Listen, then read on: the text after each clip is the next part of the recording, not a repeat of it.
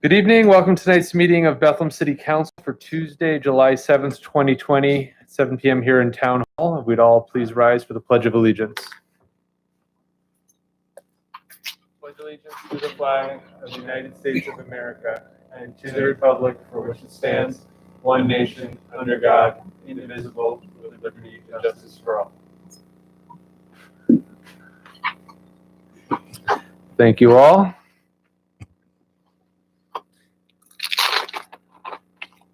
Clerk, please call the roll. Mr. Callahan? Present. Mr. Colon? Present. Ms. Cramsey Smith? Present. Ms. Negron? Present. Mr. Reynolds? Present. Dr. Van Wert? Present. Mr. Waldron? Present.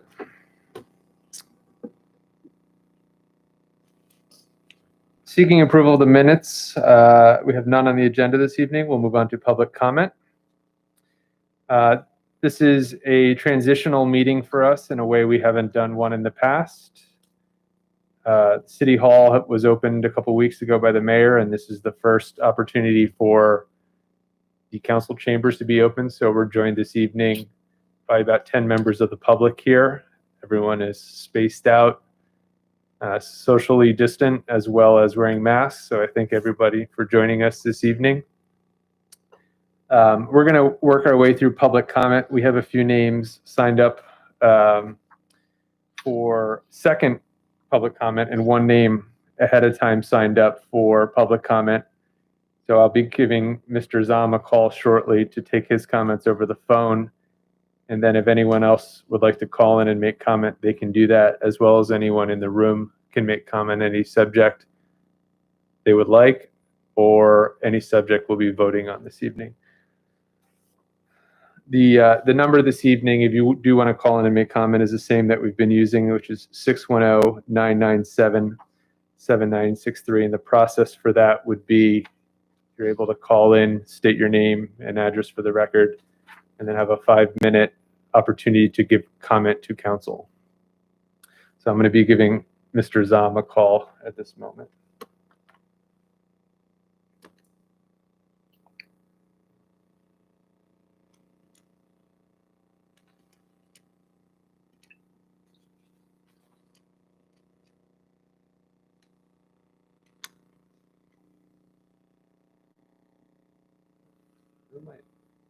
Not on speaker. It shouldn't help. It shouldn't matter for me calling out.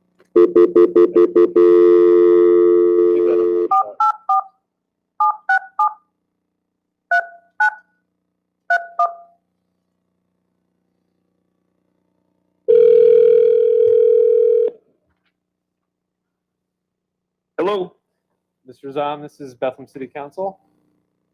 Yes. Please feel free to state your name and address for the record and then give your comments to council. Okay, thank you. My name is Greg Zahm, and I live at 224 East Makeda Road in Bethlehem. I understand that tonight council will consider and vote on the resolution proposed by Councilman Reynolds and Cramsey Smith to establish a community forum for discussing policing and community relations. And that's based on language and guidelines developed by those two council members.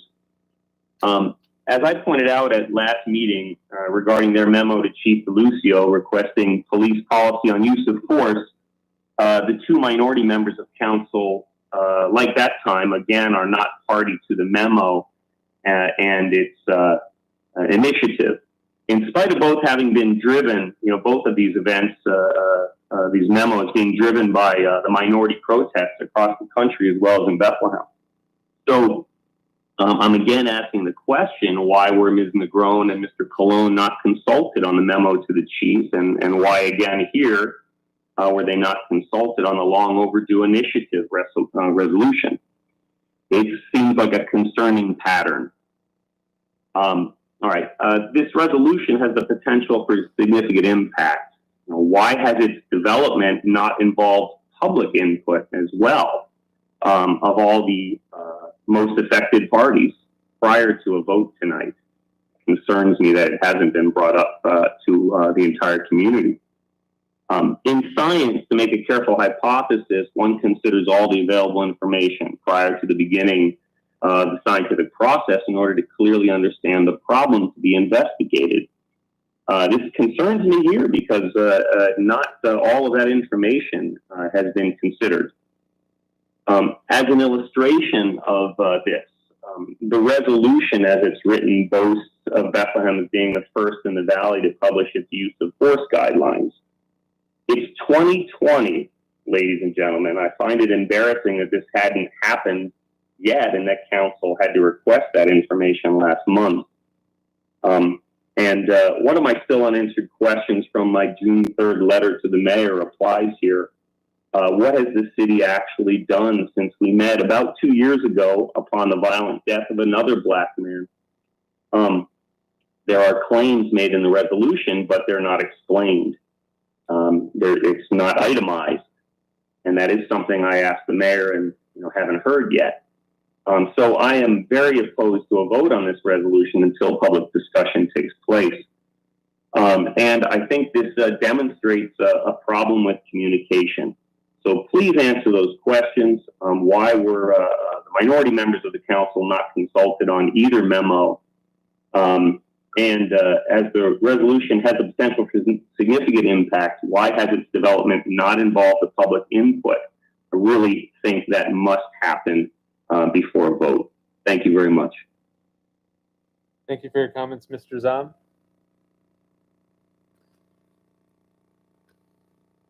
At this point, I'll open it up to any other remote watchers or viewers of the council meeting who'd like to make comment. They're able to call in this evening.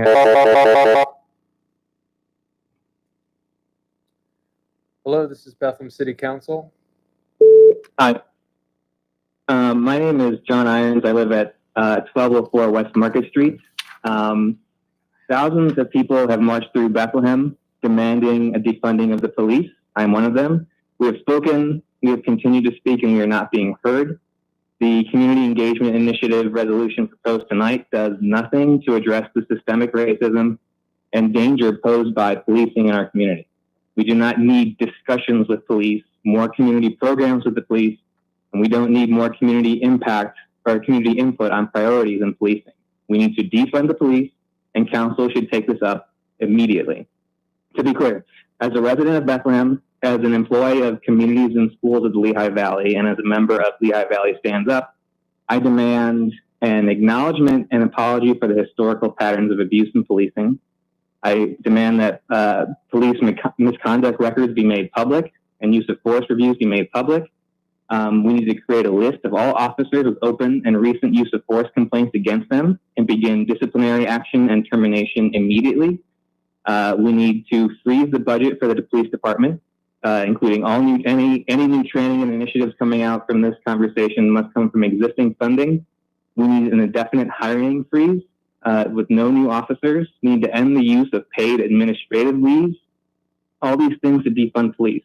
We need to end the relationship between the Bethlehem Police Department and the Bethlehem School District. Those SROs need to be reassigned, and the officers that they're replacing need to be let go. We need to end qualified immunity and make officers liable for misconduct and excessive force settlements, not the city, not taxpayer money. After we defund the police, we need to reinvest in our community. We should invest in public housing, adopt a community benefits agreement for future development. We need to reinvest money in the school district to increase counselors and restorative practices. We need to expand public health programs, especially in the midst of a pandemic. We need to introduce expanded free public transportation, develop a community-based public safety commission, and introduce resolutions to empower community councils. Without this, any conversation that we're having about the police force and the police in Bethlehem are going to just continue to go through conversations and not lead to any real action. These are real steps the council can take, and I encourage them to take them up today. Thank you. Thank you for your comments. If anyone else would like to make comment, the number to call in is 6.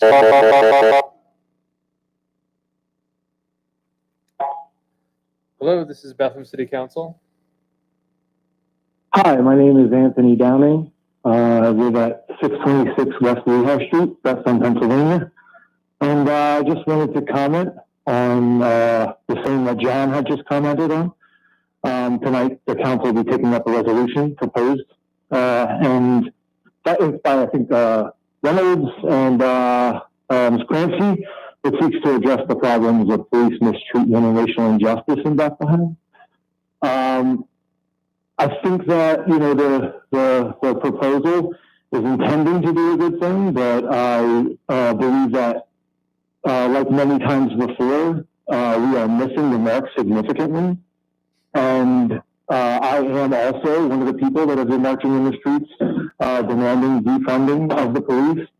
And I will say that I believe that the things that we should be focused on currently right now, and what we, first and foremost, is to bring the people that are demanding justice in the streets into this conversation.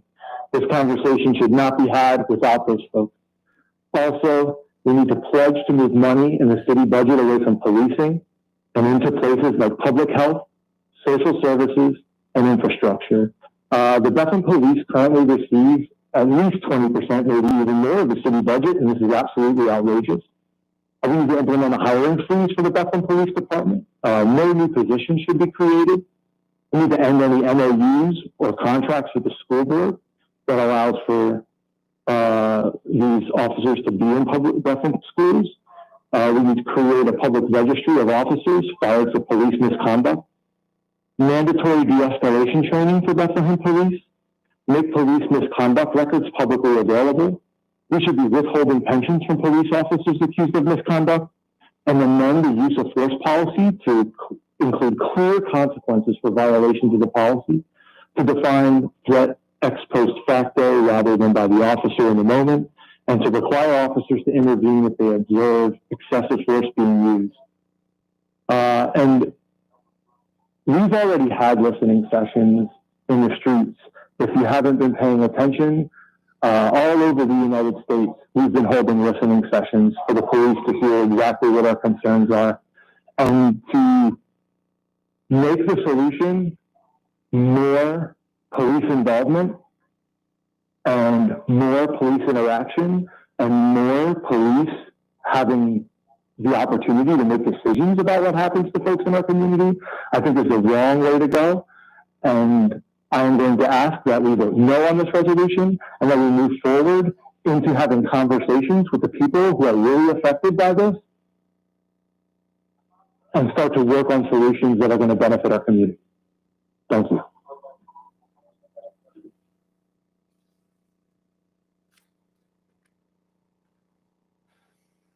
If there's anyone else who would like to make comment, the number.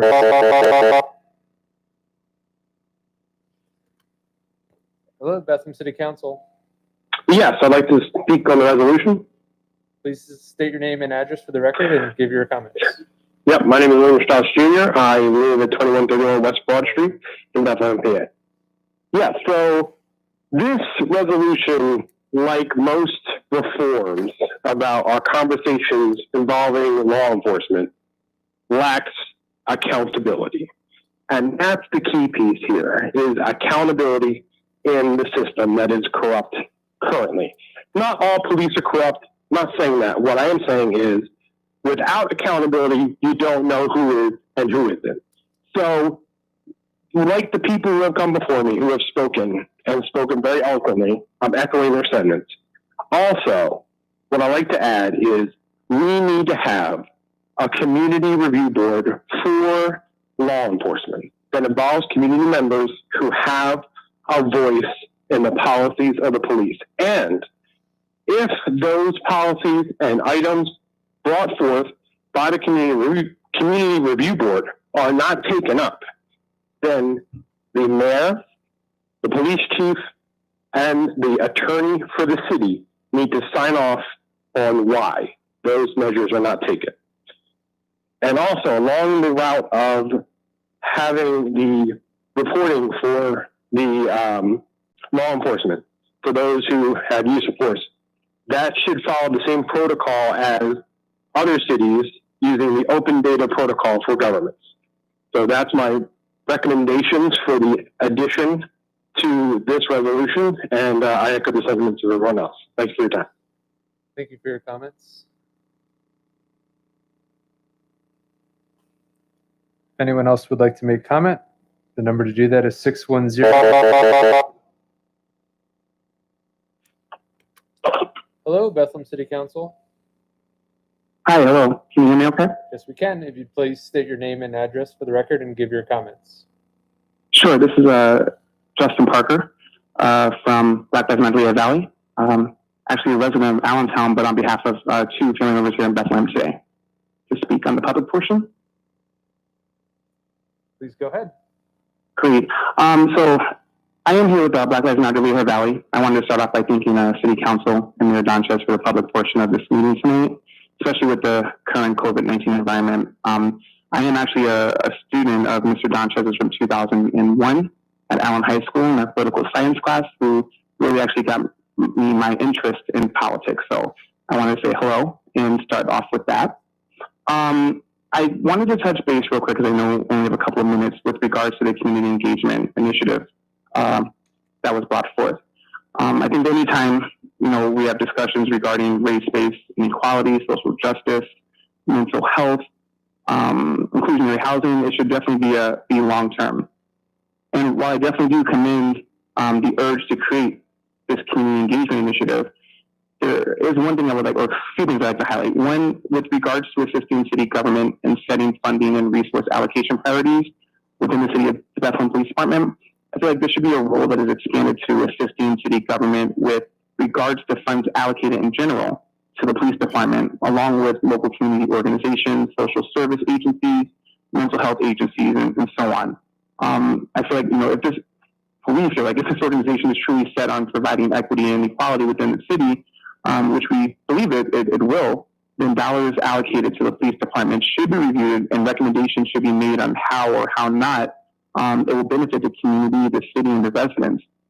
By putting dollars back into the people of the city of Bethlehem, their communities, personal relationships, overall the view of the city and what it offers will thrive. We feel like the real investment here needs to be put into teachers, counselors, support for family structures, wellness resources, neighborhood centers, and substance abuse resources as well. In some of the previous sentiments, we are also pushing and asking for, a conversation on interdepartment database that will house ethics complaints, use of force complaints, and complaints of racism to prevent cop hopping throughout the Lehigh Valley. And we're really just looking for accountability with regards to how this initiative is set up and if, they will be holding, each other, the committee, and also the police department accountable for as well. But that was pretty much our comments. We wanted to thank you for our time and we really look forward to seeing, what we hope are great things to be accomplished by this initiative. Thank you for your Thank you. comments.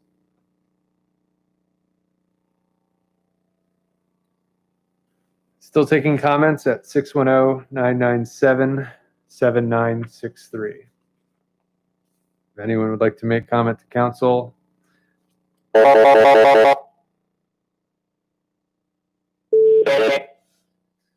Hello, Bethlehem City Council.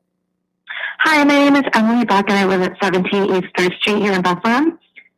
I'm calling on the council to strengthen resolution number 2020 regarding the community engagement initiative, like many other callers tonight. The current resolution, in addition to focusing primarily on discussion over action, specifically calls for the police department to be included, quote, in setting funding and resource allocation priorities within the City of Bethlehem Police Department. This is about how taxpayer money gets spent, and I don't think the police should be having a voice in that right now. Building trust is great, but focusing on that is definitely a cop-out.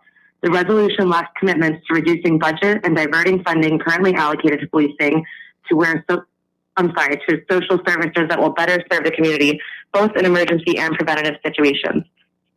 I call on our council to do better, including but not limited to an acknowledgement and apology for the historical patterns of abuse in policing, mandatory de-escalation training for police, making police misconduct records publicly available, a public registry of officers fired for misconduct, ending qualified immunity, and creating a community review board of law enforcement policies and procedures. Thank you for hearing my call. Thank you for your comment. Taking comment at 610-997-7963.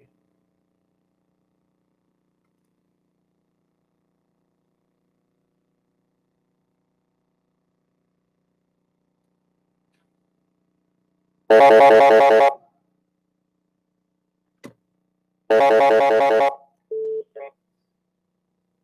Bethlehem City Council.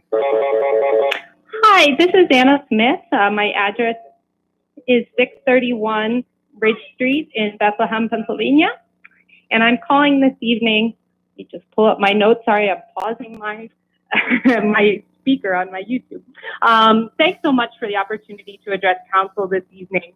As a lifelong resident of the city of Bethlehem, I've been proud to see our community stand up through the marches and coming out to meetings and stand up against institutionalized racism, which permeates both our immediate community and our society as a whole.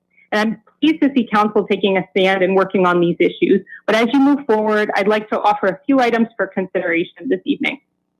Community engagement is only a part of the solution to improving policing in the city of Bethlehem, as several other callers have indicated this evening. We need to commit to simultaneously evaluating and establishing policies on citizen oversight, evaluate and develop action plans for improving department demographics, recruitment, and outreach, research and implement alternatives to policing for dealing with individuals in mental health crisis to avoid repeatedly tasering and incarcerating individuals like one of my former neighbors every time he was in a mental health crisis.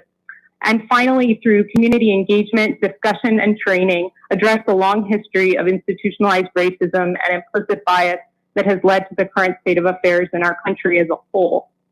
And let's invite local experts on policing to provide guidance and feedback on potential policies. Professor Helona Oakes from Lehigh University has dedicated much of her career to researching effective community strategies for working with police departments. And although I don't know her personally, we've never met, but I know that we have a scholar of community participation in policing and its intersection with race in our midst. And so let's take advantage of that. Let's base our approaches on evidence supported by research by inviting her to the planning table. And as far as community engagement goes, I've participated in a lot of community engagement initiatives in the past, many with folks who are sitting around this table or listening in, as both a participant, a facilitator, a planner, a door knocker, a funder. And I've had the opportunity to see what works and what doesn't. And I know that saying community engagement is not sufficient to ensure that the community is truly engaged in a conversation. I truly appreciate the sentiment behind the proposed resolution, but I think we need to do more and demand more before we set the stage for a mediocre initiative with all the usual suspects. And up until a few months ago, I 100% would have been one of those usual suspects that would have been called on to participate in leading that initiative. And so a couple of my thoughts. We need to engage a single paid person to lead this initiative. As someone who has worked in the world of underpaid, overworked community folks for my entire career, I know that you need a single individual dedicated to a project as one of their primary responsibilities for something like this to truly work. And yes, this is possible and it's worth it. And I'm happy to suggest a few places that this money could come from. And this person needs to speak Spanish. They're in the city of Bethlehem. I also would suggest that this current administration should not be in the position of deciding who participates in this initiative, this community engagement initiative. With all due respect to our mayor and the administration, they do not have the contact, trust, nor awareness of our communities of color and other marginalized groups in the city to be able to create an effective structure to truly engage the broader community in effective discussions. I know this because in the 3 years that I've been a member of the Bethlehem Human Relations Commission, the entity responsible for investigating instances of discrimination in the city, they've only appointed white members repeatedly. We have one member who identifies as Latino and no Black, Asian American, Indigenous, immigrant, etc. members. A reminder that the city of Bethlehem is currently nearly 27% Latino and only 59% white, 6.5% Black, and 2.9% Asian, 2.6% mixed race.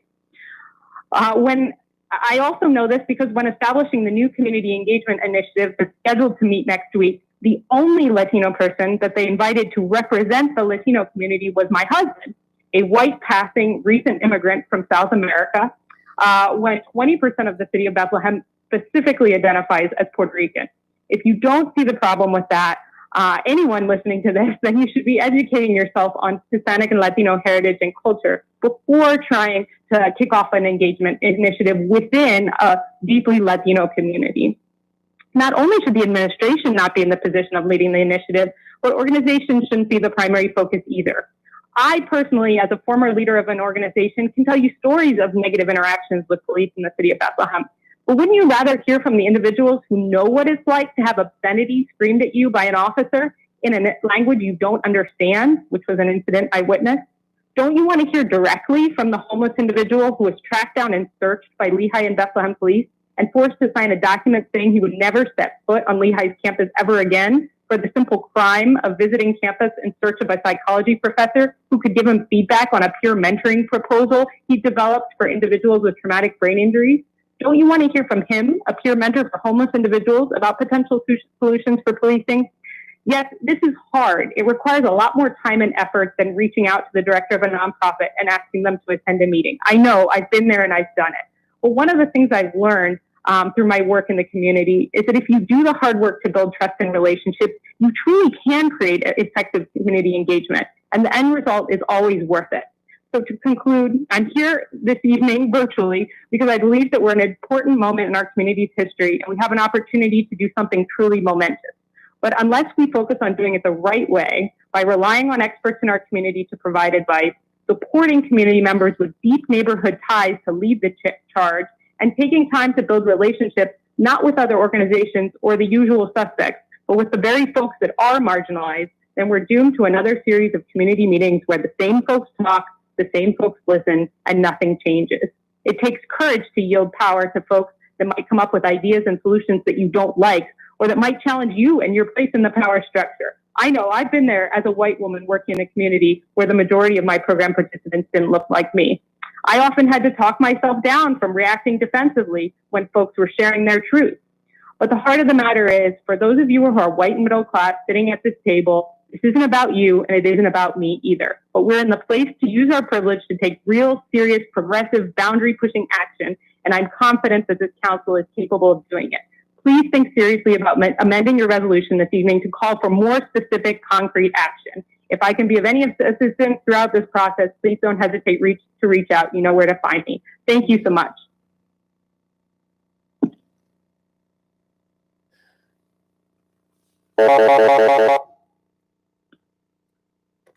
Hello, Bethel City Council. Hi, good evening. My name is Jenna Teague. I live at 940 Cherokee Street in Bethlehem. I just want to first thank everybody that called in before me. And I just want to echo everything that has already been said. This community engagement initiative is sort of performative at this point. We're already engaged and we already have initiatives. We don't need, to have discussions or organize, the police, some of these primary functions. We don't need the police getting more involved in what's going on already. And I would like to also echo the demands of some of the other people that have already spoken, reject this resolution and instead amend it so that it meets these demands, asking that the police acknowledge and apologize for the historical patterns of abuse in policing, demand that there be mandatory de-escalation training for police, demand that police misconduct record to become publicly available, demand that there be a registry of police officers that has been fired for misconduct. We don't need another committee of white people talking about what people of color in our community need. We need people of color in our community actually engaged, and there's plenty of them already speaking up, already talking, and we need to be listening to them, not forming another committee to talk more about it. So thank you. Thank you for your comments. If there's anyone else who'd like to make comment, the number is 610-997-7963.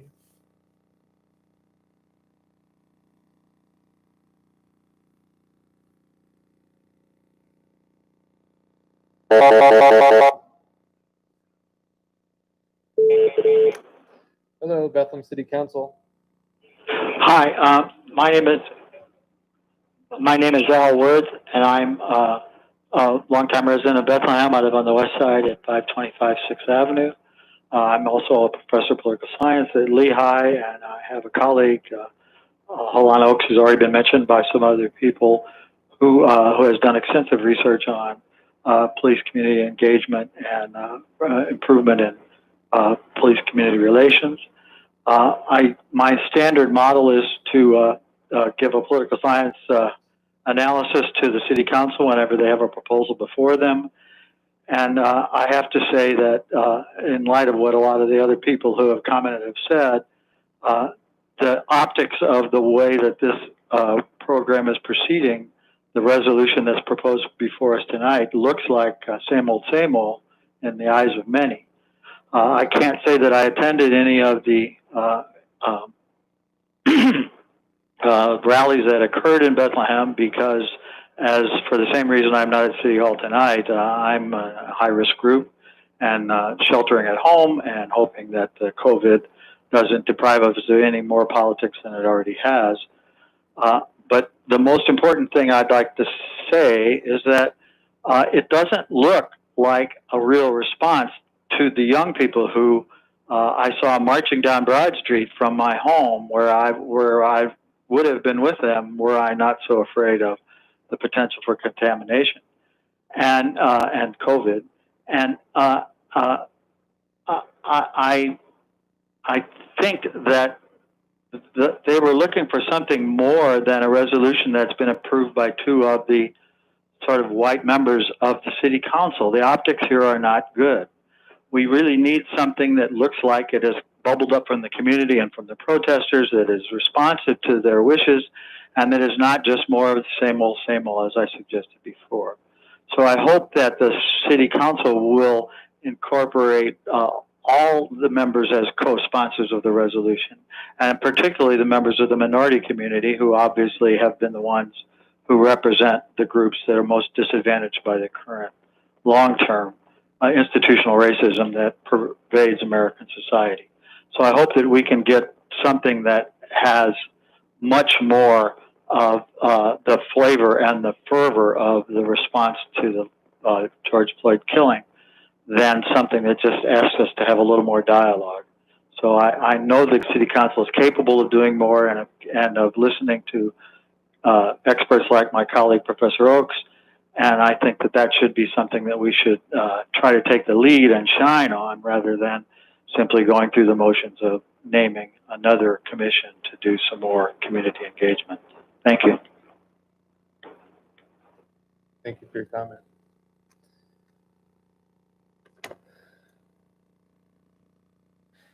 Taking comment at 610-997-7963.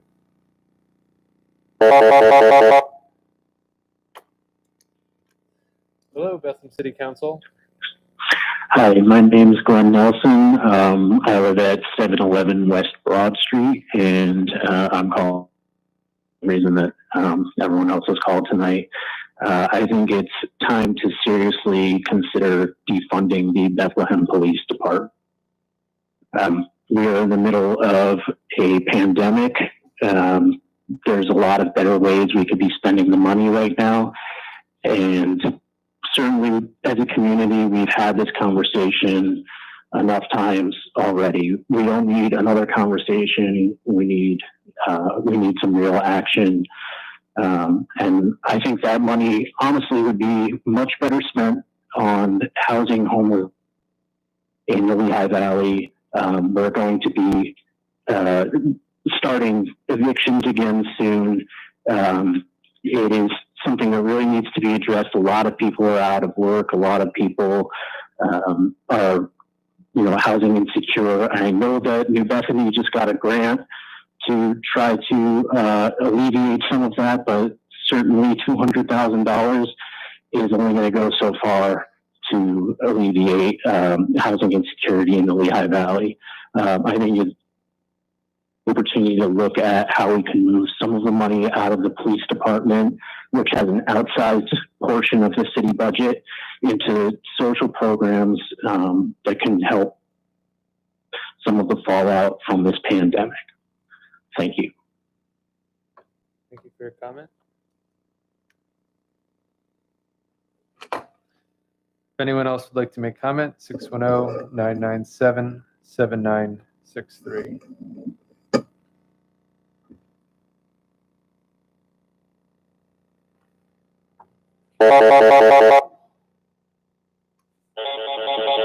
Hello, Bethlehem City Council. Hello, this is Alicia Ruffroth at 11 West 2nd Street in Bethlehem. I just wanted to call regarding the resolution that everyone else has been calling about. I don't believe that this resolution is what we need in Bethlehem in order to improve the lives of Black and other minority people. I believe that we need to reallocate funds from the police to community resources. I noticed that the resolution was talking about ways to change the ways that the police are engaging with our community and make it a more positive experience. But I think we don't just need to do that. We need to actually invest in removing the police from a lot of situations, and instead take the money that would be allocated towards that and invest it in resources for mental health crisis interventions, for safe housing, and things like that. Safe housing for everyone, rather than discussing what we could do for homelessness. I think the community, through the marches and through a lot of other things, that we've already had a lot of discussions about what we can do. So, yep. Just wanted to call about that. Thank you for your time. Thank you. Still accepting comment. 610-997-7963.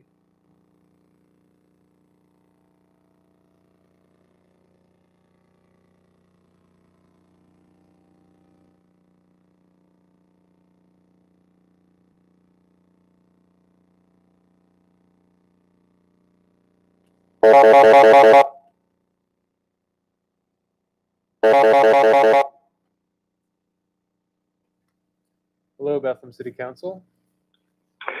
President Waldron and Council, Ed Gallagher, 49 West Greenwich, calling on the Community Engagement Initiative and asking you to fight the good fight, my friends, my extended family. I'm excited very much about this Community Engagement Initiative. I see more potential here than lots of other things that have happened recently in the city for changing and improving the quality of life of people here. But I'm not sure exactly what to say about the resolution. Not sure how I feel about it. It's my usual practice to try to understand the motivation of the proposers of something like this before I make comments. I was expecting a public safety committee meeting where there'd be lots of discussion from you guys and public comment coming after that, like we had at the last public safety meeting on marijuana, in which all of you guys did get to speak. And then at the end, Chairman Colon asked for public comment. So I'm uneasy about speaking about this resolution in specifics, because I haven't heard totally what the motivation is behind this exact resolution. But I am uneasy about it. It's not what I expected at all. And I guess one of the things I would say about that is that it doesn't seem to have any teeth to it. I expected more, I think, from council. I think of council as top of the pyramid in the governance of Bethlehem, budget and legislation. And this resolution seems soft to me. The image that comes to mind is that council's on a deck waving to a ship that's leaving, hoping the people on the ship are going to follow the suggestions that they've made about where to travel and what to do. Where's council in this resolution? Where's council's role in setting it up, the Community Engagement Initiative? Where's council's role in membership? Those things not mentioned at all. So I'll just leave you with that image. I won't repeat things that have all these things that people have said before.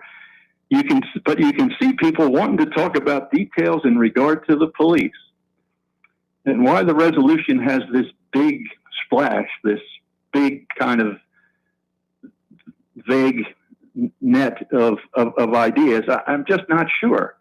And I'm willing to say that maybe I would be convinced after hearing the proposers of the initiative talk about this.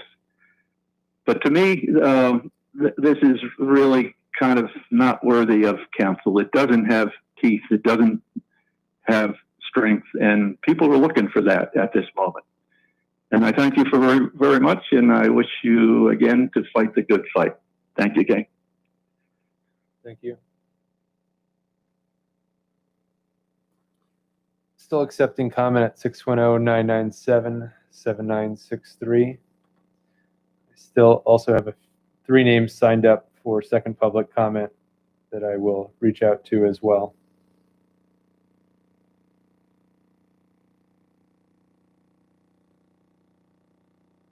And I'll do that at this point, starting with Maddie Fall. Huh. Oh, you're here. Pardon me. Speaking of the mic. Sure, if you'd like to come down and give your comment.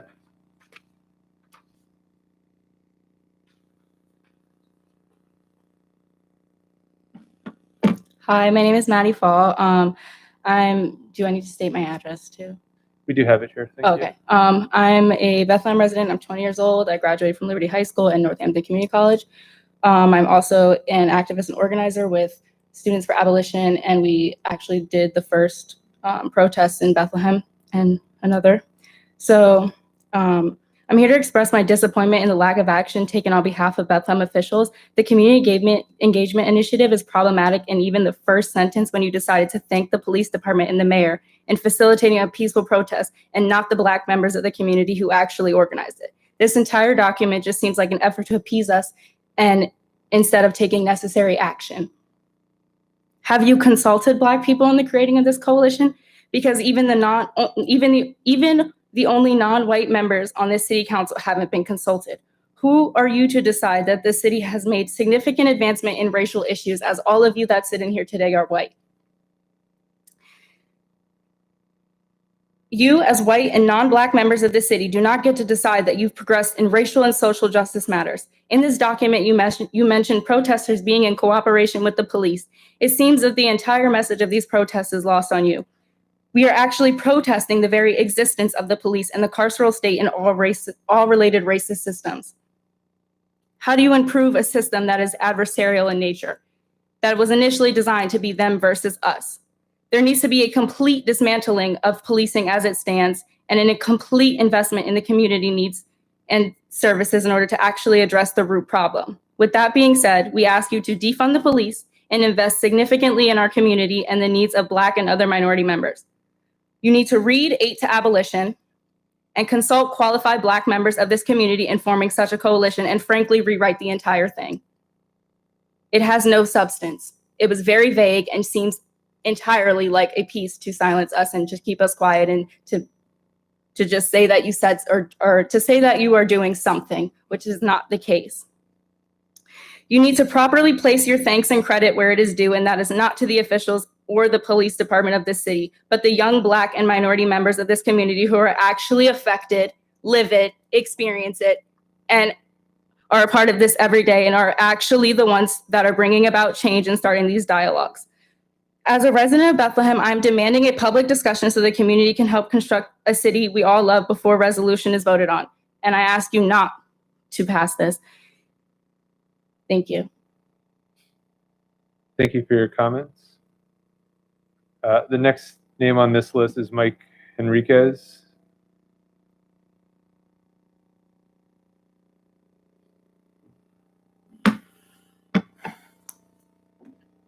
Hello, Bethlehem City Council. I am Mike Enriquez. I am a co-founder of Students for Abolition Lehigh Valley. I am a genderqueer Latinx who has been living in Bethlehem for 16 years. Thank you for your voluntary service and allowing an open floor in the midst of the coronavirus pandemic. I am here to share my extreme confusion and dissatisfaction with the Bethlehem Community Engagement Initiative. In the initiative, the City Council states our community has come together to grieve, talk, mobilize, and peacefully protest racial injustice in cooperation with our police department. The question I pose is, have you reached out to the organizers of the Black Lives Matter protest and their goal for protesting? I'm guessing not, due to Maddie and I have been the first protesters to hold a protest here in the Lehigh Valley, and we have not heard anything. At these protests, everybody has discussed aid to abolition, cutting ties with Bethlehem Police Department in multiple facilities and programs, and allocating funds towards community-based services. Noting that the only two POC Latinx members of the City Council were not consulted in constructing the community engagement initiatives, are you actually listening to Black and POC community demands? The speeches and demands that are being discussed at these protests. Are you listening to the community and the Black and people of color residents that will be dealing with the consequences of this initiative? Furthermore, the initiative notes Bethlehem City Council believes we must and can do everything as a city to build stronger bridges and trust between our police department and our community that are working together. We can avail ourselves of this opportunity to work collaboratively and self-reflect to improve the relationship between our police department and our diverse ethnic and racial communities that together make up the city that we love. To make up the city that we love, why are you not consulting the Latinx members of the City Council? Are you consulting and organizing with Black organizers, leaders, etc., about constructing a city we all can love? Also, what do you believe that us, the community, needs to do to help better our relationship with the police? Do you believe a relationship with the police will eradicate systemic racism or just heal a symptom of injustice? We won't be forming relationships with the police. We will be forming relationships simply with workers in uniforms. You're asking the community to form a relationship with an evil, inanimate system that wasn't created to serve Black or people of color. As a resident of Bethlehem, I am demanding a public discussion so the community can help construct the city we all loved before the resolution is voted on. Thank you. Thank you for your comments. Is Julie Bradley here?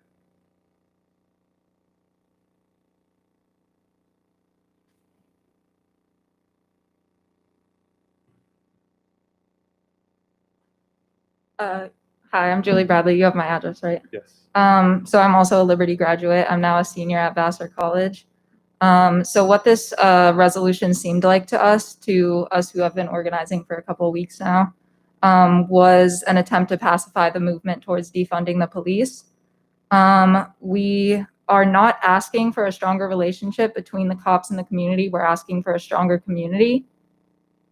We need you now to not just propose actions such as forming a coalition to start a conversation. These conversations have been had for decades by Black activists, by Black scholars, by Black abolitionists. You need to defund the police. You need to hire transformative justice workers, restorative justice workers. You need to address mental and physical health in schools. And if you do not address these issues now, this is going to be something that you come back with decades in the future.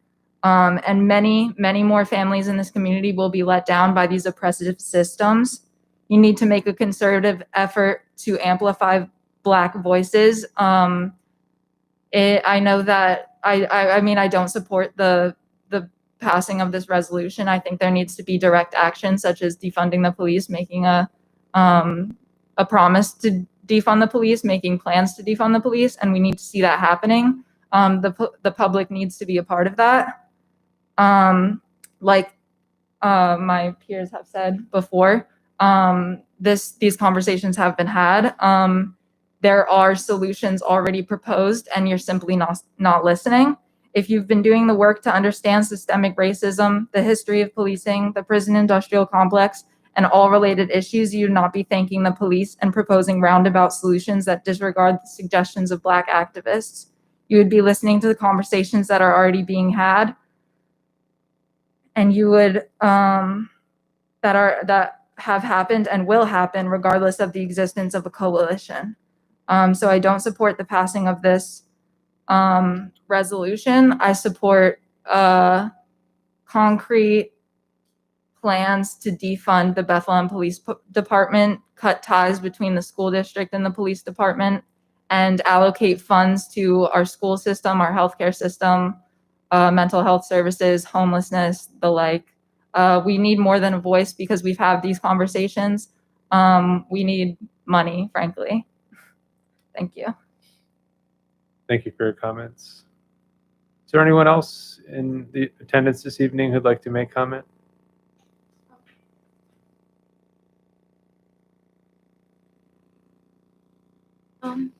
Hi, my name is Zoe Hooper. I live at 1360 Beaufort Avenue of Bethlehem.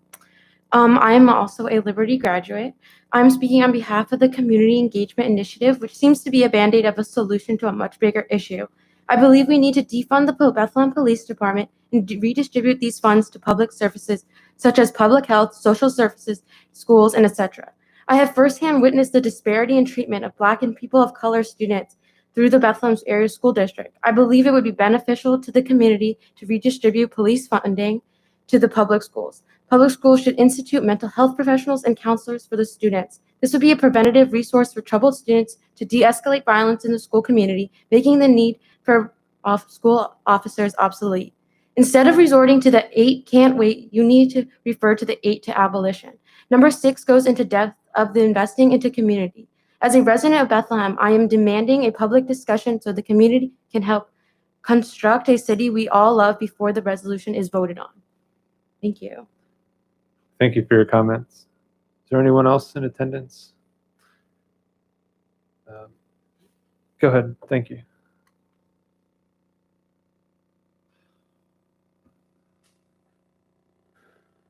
Hi, my name is Eric Statz. I live at 523 East 5th Street in Bethlehem. I'm a member of Lehigh Valley DSA's Police and Prison Abolition Working Group. And I think you all need to listen to these students because they put together like these whole protests basically by themselves with just a little bit of help from local activists, like local experienced activists, older. Yeah, and I think a lot of people talked about proposed solutions or and the need to defund police. I want to talk about what this community engagement initiative actually is. It's a public relations initiative for the Bethlehem Police Department. That's all it is. It's not trying to change anything. It's trying to appease activists and make the police department look good. Under no circumstances do protesters actually like when there's a lot of cops at protests. It doesn't make us feel safe. The 8 Can't Wait initiative, even on their own website now, they have like an apology for bad data science and just taking the steam out of real abolitionist movements like 8toabolition.com. If you want to look at that source, it's well sourced, explains everything that's wrong with the 8 Can't Wait campaign. Basically, cop-sponsored pizza parties aren't gonna appease us. Like that's basically what this is. It's a joke, and that's all I gotta say. Thanks. Thank you for your comment. Is there anyone else in the room who'd like to make comment? Yes.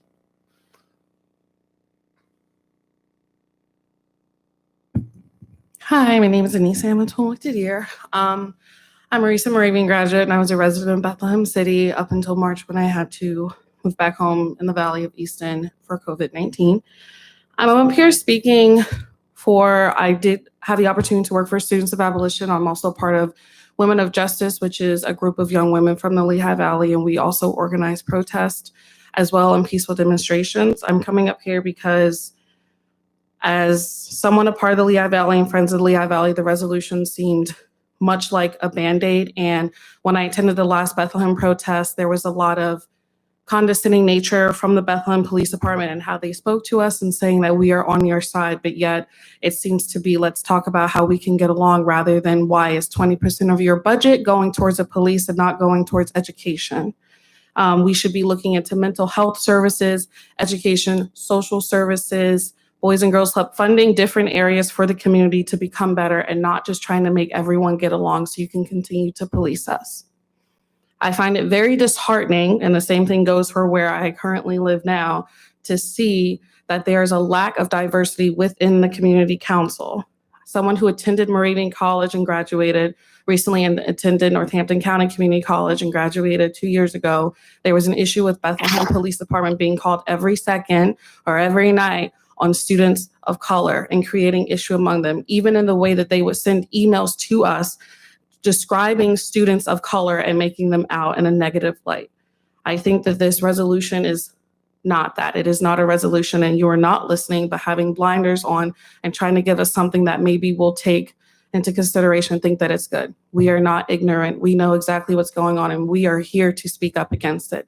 I also find it very offensive that as my peers are speaking about something that is very important, that two of the most important people so-called in the room are on their cell phones. Thank you.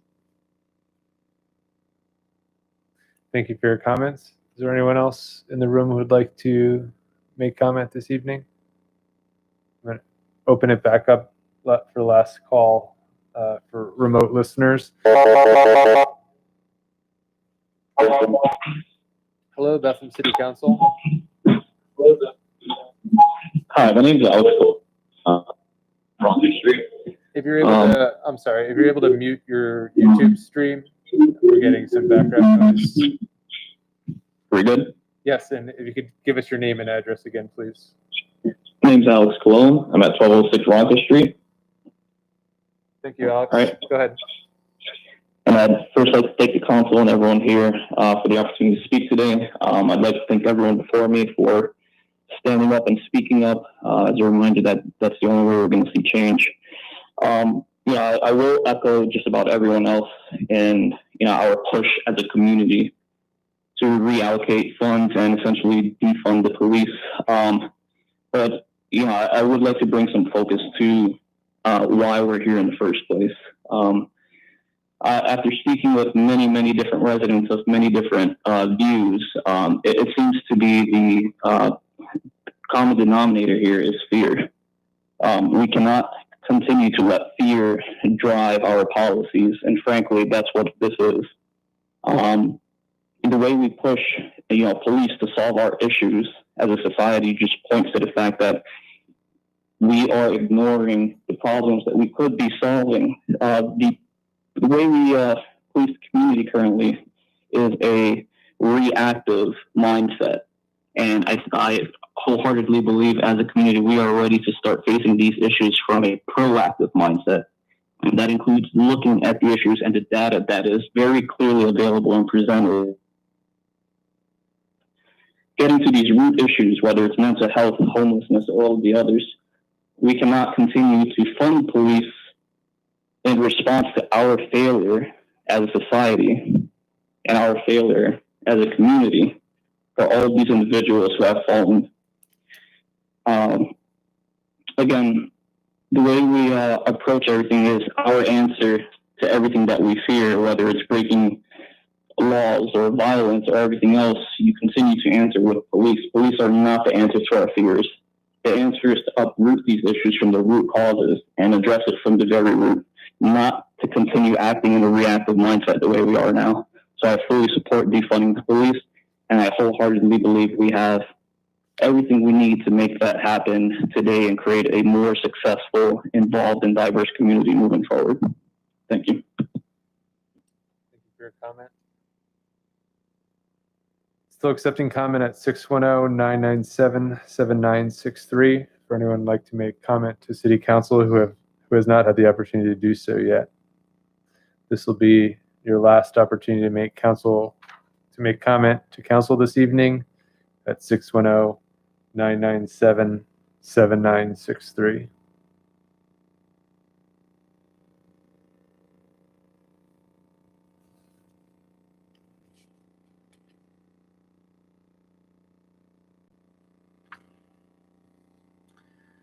Seeing no additional comments, we will proceed with our agenda this evening. Is there any old business from members of council? None. Moving to communications, communications 6A. A memorandum and proposed resolution from Councilman Reynolds and Councilwoman Cramsey Smith proposing the creation of a citywide community engagement initiative to include a broad coalition of residents, police officers, representatives from our schools, social justice and community organizations, medical organizations, and other stakeholders, individuals, and entities. Resolution 10A is on the agenda, communications 6B. A memorandum from Michael Alcall, Director of Public Works, recommending a contract with Kiko Sumta Kramer, Principal, WRT Design, for professional services related to the South New Street Streetscape Enhancement Project. The term of the contract runs through December 31st, 2020. The cost is $65,820. No renewals are anticipated. Resolution 10C is on the agenda, communications 6C. Zoning text amendment petition on behalf of Bethlehem Manor Village LLC requesting an amendment to section 130501B of the city zoning ordinance to allow for grocery store use in the institutional zoning district. The request was made in connection with the potential construction of a grocery store at 1838 Center Street in the city of Bethlehem. I will accept the motion and a second to schedule a public hearing on the proposed zoning text amendment for Tuesday, September 1st, 2020, at 7 p.m. in Town Hall. Seeking a motion. So moved. Motion by Mr. Reynolds. Second. Second by Ms. Negron. The clerk would please call the roll on the motion. Mr. Callahan?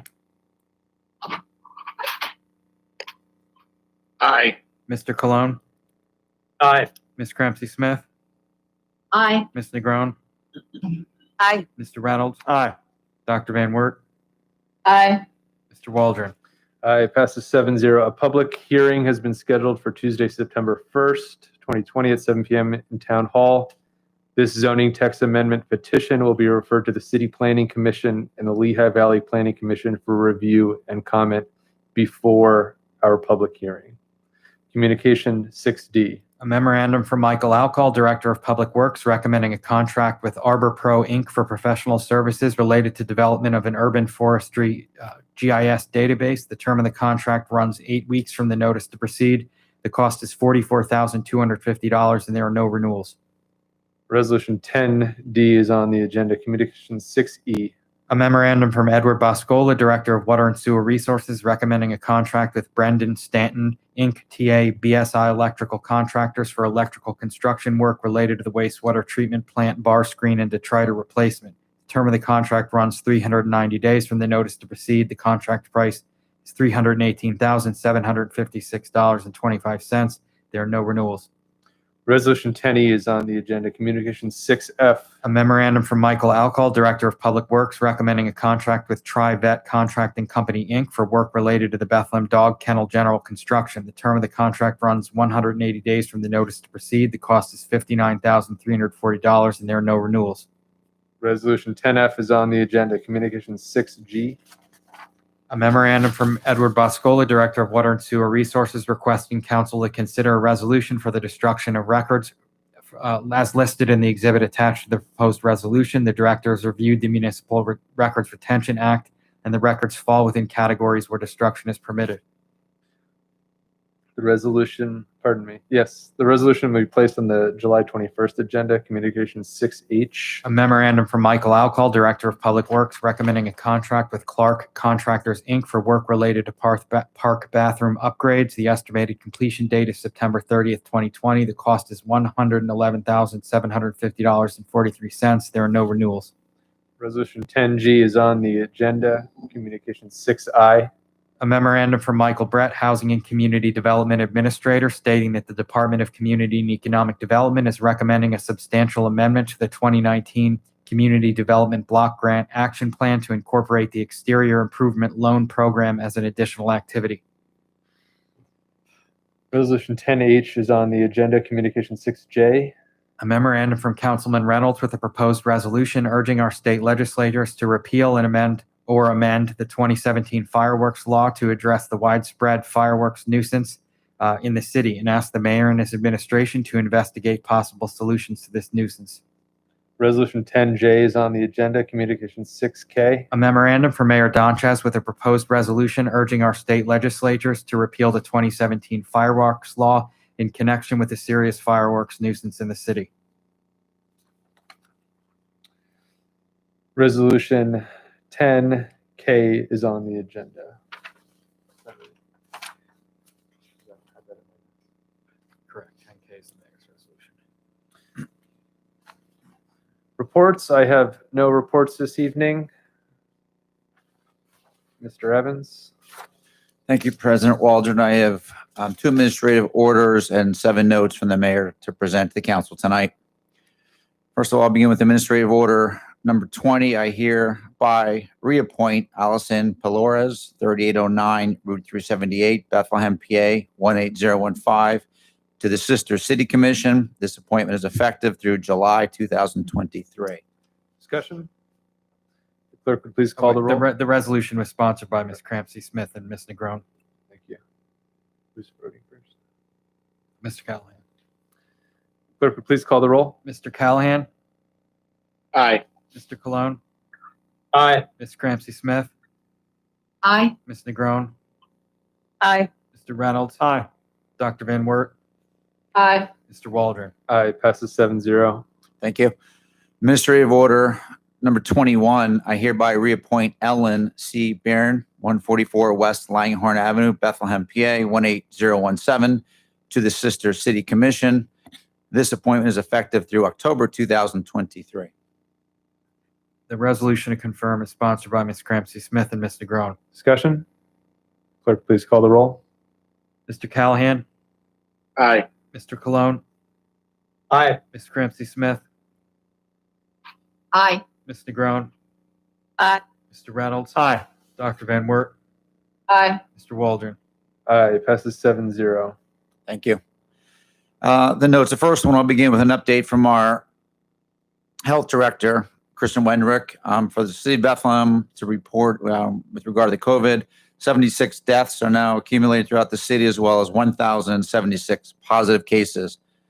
Of note, on number 2, MSN.com listed Bethlehem as one of the best cities to retire. That was recently noted, MSN.com. He wanted to note that. Number 3, Chief DeLuzio, who is with us this evening, will give a short summary of the 2019 police report. Has been provided to council, and it will be on the webpage posted in the morning. Number 4, today there was a press release outlining the plans for the Rose Garden. This is something that's had great support from council when we go back to the budget hearings of last year. The total project is a $400,000 project. To date, council has approved in the budget $100,000, 50 through bond, 50 through cash, and that was matched through a state grant. So the plans for that garden were outlined in the press release. And we'd also like to thank the volunteers that have been assisting with renovating the Rose Garden. There's a lot of work. It's a large area, as well as members of council were there helping out. So we want to thank you for that and give you that note about the Rose Garden. Number 5, the mayor supports both the resolutions with regard to fireworks this evening. The one submitted from the administration is from the PML, the Pennsylvania Municipal League. It was from the order of the mayors, and they're lobbying in that resolution for repeal of the state law that allows the sale and purchase of fireworks inside the state. Note number 6, our community development department released a plan for rental assistance. It's a $200,000 plan. They're now working with New Bethany Ministries and Lehigh Valley Regional Homeless Board to implement that plan. And lastly, number 7, the mayor has been working hard and has developed a community advisory board with the NAACP. He's had numerous meetings with officials of the NAACP, led by Esther Lee, the longtime leader of the group. This advisory board is looking at 21 members at this time from across the community, from within the ministry, education, from levels of the state. It involves youth as well as council. We're looking for support across the city. There will be a number of meetings that will meet monthly. It's still in the infancy stages. They'll tackle a number of issues throughout the summer and coming weeks and months and into the years regarding police matters, the use of force policies, education, homelessness, anything from healthcare to racism, housing, opioid issues, among others. The mayor will have much more on this in the coming days and weeks. Thank you. Thank you, Mr. Evans. Moving on to ordinances for final passage. One ordinance this evening, ordinance 8A.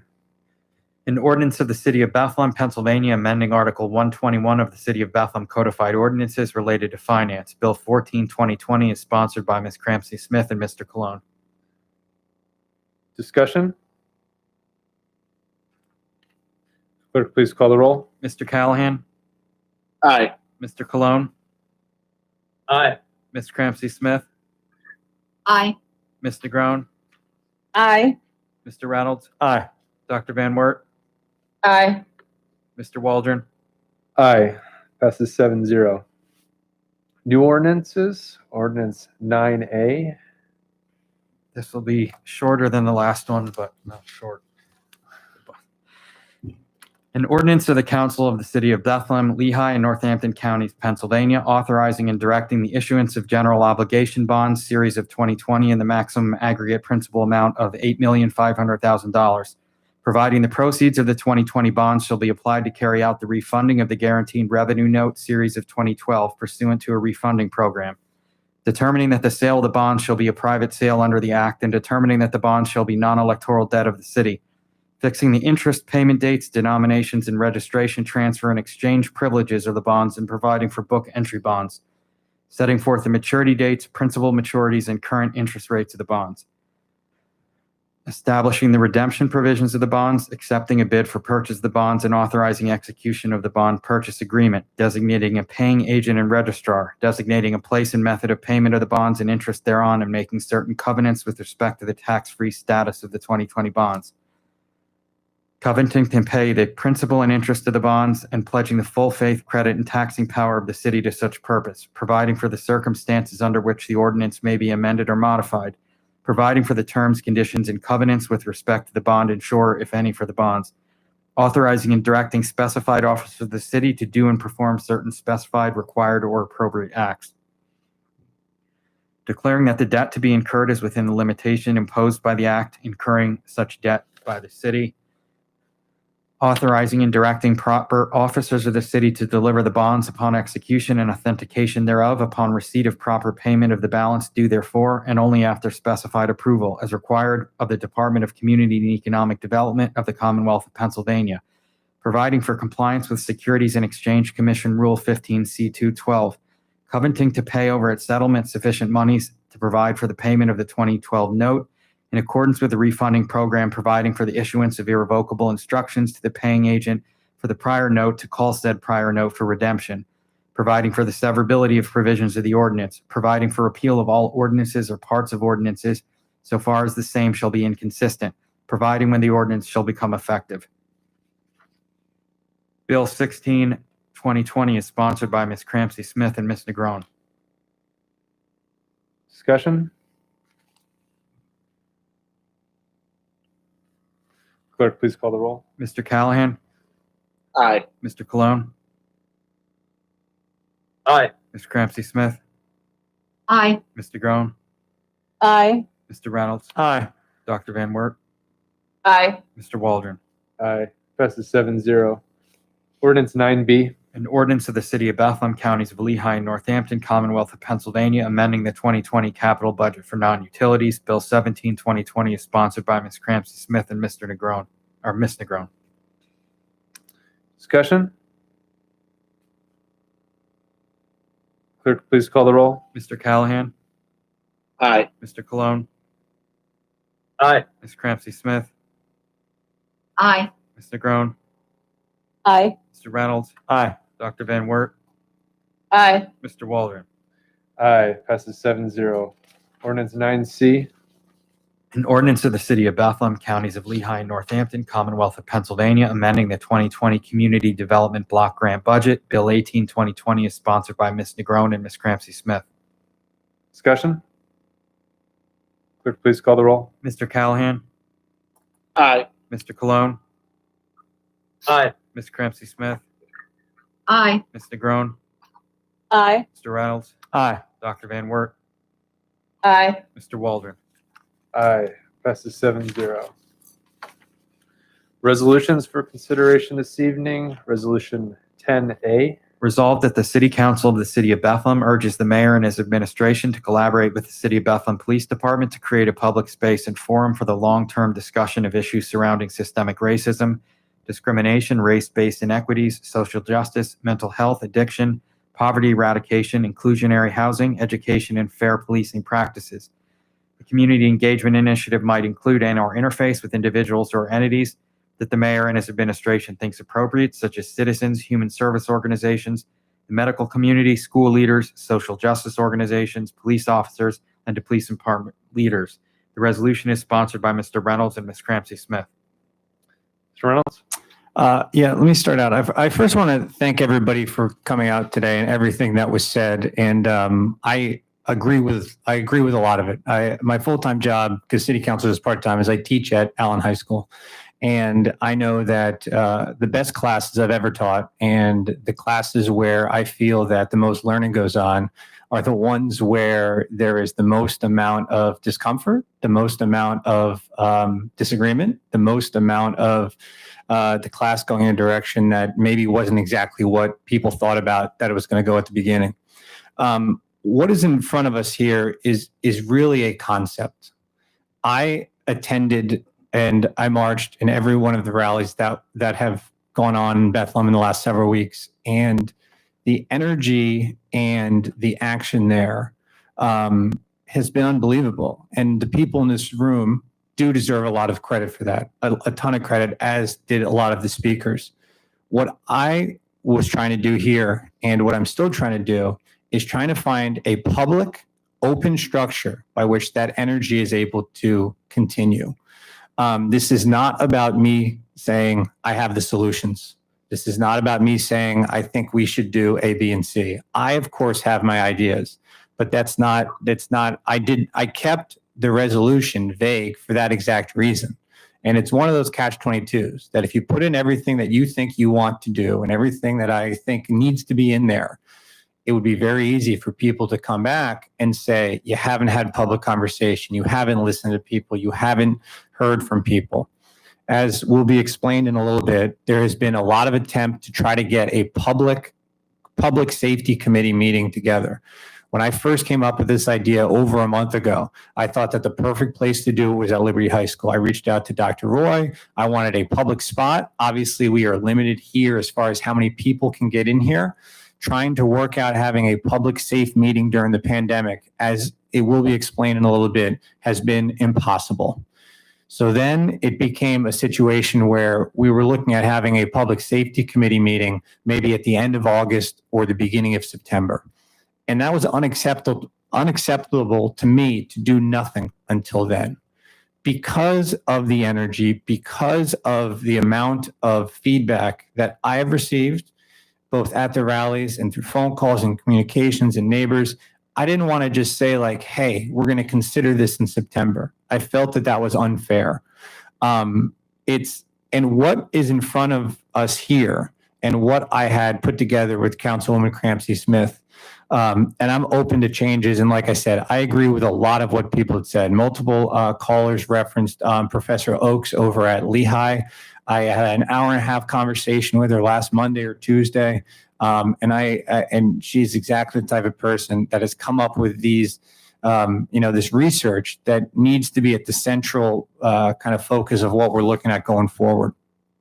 In order for this to work, it can't just be a resolution that we're going to pass. I disagree with the idea that anything that I'm involved in is ever a Band-Aid. And I think that my record of public service shows that I don't usually get involved in things that I don't think aren't going to lead to real change. But this is about being productive. It's about being uncomfortable. It's about being energetic. And it's about creating real change. And it's not about creating real change that doesn't happen in 24 hours. But the energy that we have in the city about making change and taking the way we view authority and the way we view culture and the way we view historic systemic racism does extend beyond the police department. Yes, it involves police, but it also involves schools. It also involves human services. It involves zoning codes. It involves where people send their kids to school, how you draw bus lines, where you put bus routes, all of those things. I believe all of those things need to be involved in the same conversation. And that has come from conversations I've had with other people. But those are my personal beliefs.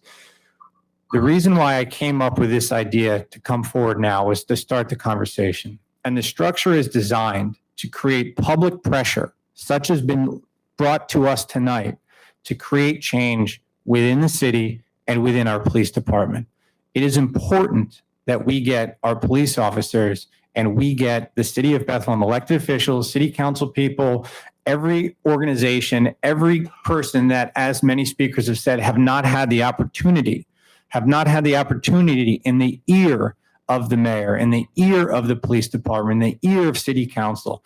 And like it's a situation where I'm trying to create something here that will allow for this permanent access for these conversations and these actions and these change. Yes, we need people in the police department to run this effectively.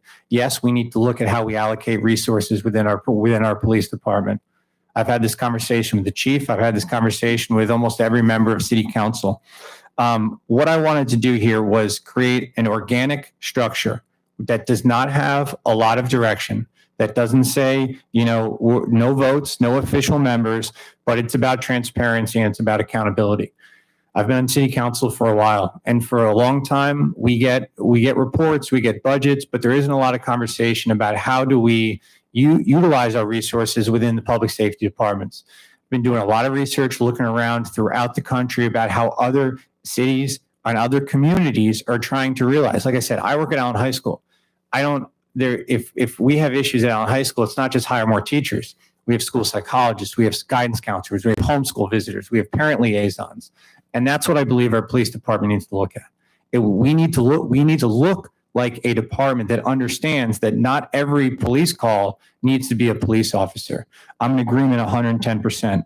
I do think that one of the things that this will allow for, especially in the short term, before we can have public safety committee meetings and before we can necessarily come up with every line that we want to include a resolution, is that our community deserves to understand next week or as soon as possible, what de-escalation forces do we use? What de-escalation training do we have? How do we utilize use of force? People have absolutely 100% questions about that, and we should have the opportunity to hear from our police department about what we currently use. It's a situation where I honestly believe that we need to allow for conversation from all different corners of this city. What I was foreseeing, and I'm certainly open to change, because like I said, I was just trying to create a space, not an agenda, not a do this, this, and this, but a space that absolutely would have 1 month where we are hearing from whatever organization wants to, as far as interaction with our police department, whether or not it's our Black Lives Matter organizations at our schools, in our community, whether or not it's anti-poverty organizations, whether or not it's social justice organizations. People deserve to have a voice. And it's important that the right people are in that room to hear about those topics. And it's not just us. And I couldn't agree more with a couple of the callers that say a lot of times when we have these conversations, it's the same people, it's the same organizations, it's the same people that are sitting around the table that do look like me. And that is unacceptable. I completely agree with that. And what I'm trying to do here is create a permanent structure that will change the face of that conversation going forward. So whether or not it's next month or the month after, it's not a question of, or do we need to find a seat at the table? But rather it's like, what is it that we're talking about this week or next week having to do with these issues that didn't happen overnight? And I completely agree that we're living in 2020. I said this at the last meeting, and some of the numbers people have talked about before, about how the percentage of African Americans in the city of Bethlehem is like 6-7%. A lot of that goes back to the fact that Bethlehem Steel wouldn't hire African Americans. They wouldn't do it. And that was 60, 70, 80, 90 years ago. And the legacy of that has been that our African-American community in Bethlehem has not been supported the way that other communities have been. And it does need to be said, and it needs to be acknowledged. And we need to connect those. I teach history, I teach government, I teach psychology. We need to draw those lines between what happened 400 years ago, 300 years ago, 200 years ago, 100 years ago, and talk about what we need to do today. And I talk about it every day with my students. It's what happens all the time. And like I said, I will finish by saying this is like what this was to me was an opportunity just to create that space. And sometimes the way these meetings are structured, as they should be, is people have an opportunity to speak. And if I just read this piece of paper, I'd be like, there aren't any details in here. I don't know exactly what is supposed to happen here. And it was designed that way. And I am always open to always meeting with anybody, having any conversation about any ideas about what we need to do. And I don't always agree with people, but that's not the way this is supposed to work. But it was never about we need to do this, this, and this, because I felt that that would be disrespectful to people that have other ideas. The best thing we can do is give people that have ideas about what we need to do to change access to power and a voice in being able to have these conversations. And this is an opportunity, and it's an opportunity for all of us to create real change. But it only happens if we get buy-in from the city and if we get buy-in from the community. And I will be the first person to say that this piece of paper doesn't mean anything. The only way it means something is if we've made progress a month from now, 6 months from now, a year from now, or 2 years from now, and forever going on with these issues. So that's where I was coming from. Once again, I agree with much of what was said. I have the same goals in a lot of ways that a lot of what has been said today. And that was kind of my idea here behind my my resolution and today. And I think this might be a good time, Mr. Waldron, if somebody might be able to explain kind of the mechanics behind the Public Safety Committee meeting. Sure. I'd be happy to do that. I know Ms. Crampton-Smith, as the co-sponsor of this, also wants to make comment. She has to cut out of our meeting a little bit early this evening. So I wanted to give her that opportunity to make comment on the resolution, and then I'd be happy to have a larger discussion about the Public Safety Committee meeting that's happening with Mr. Colon. Ms. Crampton-Smith? Thank you. And I do want to reiterate what Mr. Reynolds said. I do want to thank everyone who came out and who called in today to give input on this community engagement initiative. I also agree with many of the things that you said. And I think that there's some misconception about what our vision was with this initiative. I also attended all the rallies and marches in the city after the murder of George Floyd. And it was after one of the rallies that I saw Mr. Reynolds there, and I was thinking, we need to give the citizens of this city a voice beyond the rallies. We need to give them a legitimate voice where they can come to the table and affect change within our city regarding the police department. And that's when, in my mind, I thought of the Community Engagement Initiative. I didn't think that I was going to write what it was going to entail, nor Mr. Reynolds. My thought is, it's a voice and it's a mechanism for the citizens of this city. They're the ones that are going to navigate this process. Our plan was to have a public safety committee meeting open to the public. Unfortunately, this virus seems to be getting the better of us, and it's very logistically challenging to try to have a public meeting. So I'm hoping that we can have a virtual meeting at some point, because I think it is imperative that we do something sooner than later. This initiative is not the be all and end all. It is only a step. And I feel it is imperative that we take some step toward giving the people of this community a voice to look at, or the police department, and look at systemic racism overall. I've had almost 40 years of experience in working with mental health, drug and alcohol, victims of sexual abuse, victims of domestic violence. And the majority of the people and students I have worked with have and are people of color, and I've learned a great deal from them. I certainly own my white privilege, so I don't know everything. I can't speak to the experiences that my students and clients and friends of color speak to, but I have tried to open my mind. Even in looking at this initiative, I have solicited the input of many of my friends who are Black, who are citizens of Bethlehem, lifelong citizens, and who have been involved in the NAACP at the national level for many, many years. So I have certainly tried to give some regard to the people of color and what they feel is going to be important. I hope that we get support for this initiative because, again, we need to do something. And this is a vehicle that the citizens can come and express their concerns, and we can work together to try to make changes that are necessary within our police department and to address systemic racism in all areas, inclusionary housing, education, economic disparities, you name it. Again, I just want to say thank you, and I hope everyone will support this initiative, this resolution. Again, even though I do have white privilege, I will say I have and will continue to advocate for people of color, people living in poverty, people that have mental illness, addictions, you name it. I will continue to advocate till the day I die, and I hope that people will work together with me. Thank you. Thank you, Ms. Cramsey Smith.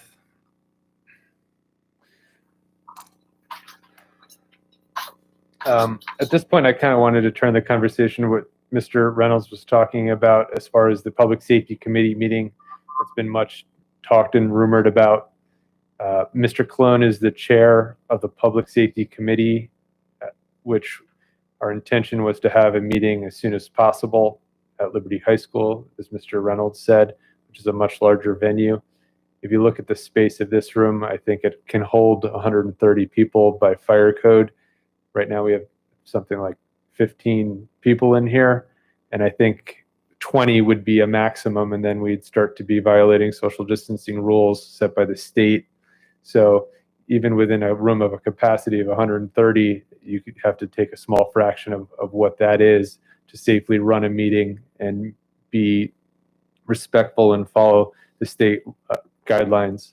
But I wanted to turn over to Mr. Cologne to talk a bit about that, and we'll probably also include Mr. Vidoni, our clerk, who's been involved in those discussions as well, in the meetings at Liberty, as well as the meetings that have happened here in City Hall too. Mr. Cologne? Thank you, President Waldron. I just wanted to address the Public Safety Committee meeting, which we've obviously been trying to schedule for a couple weeks now.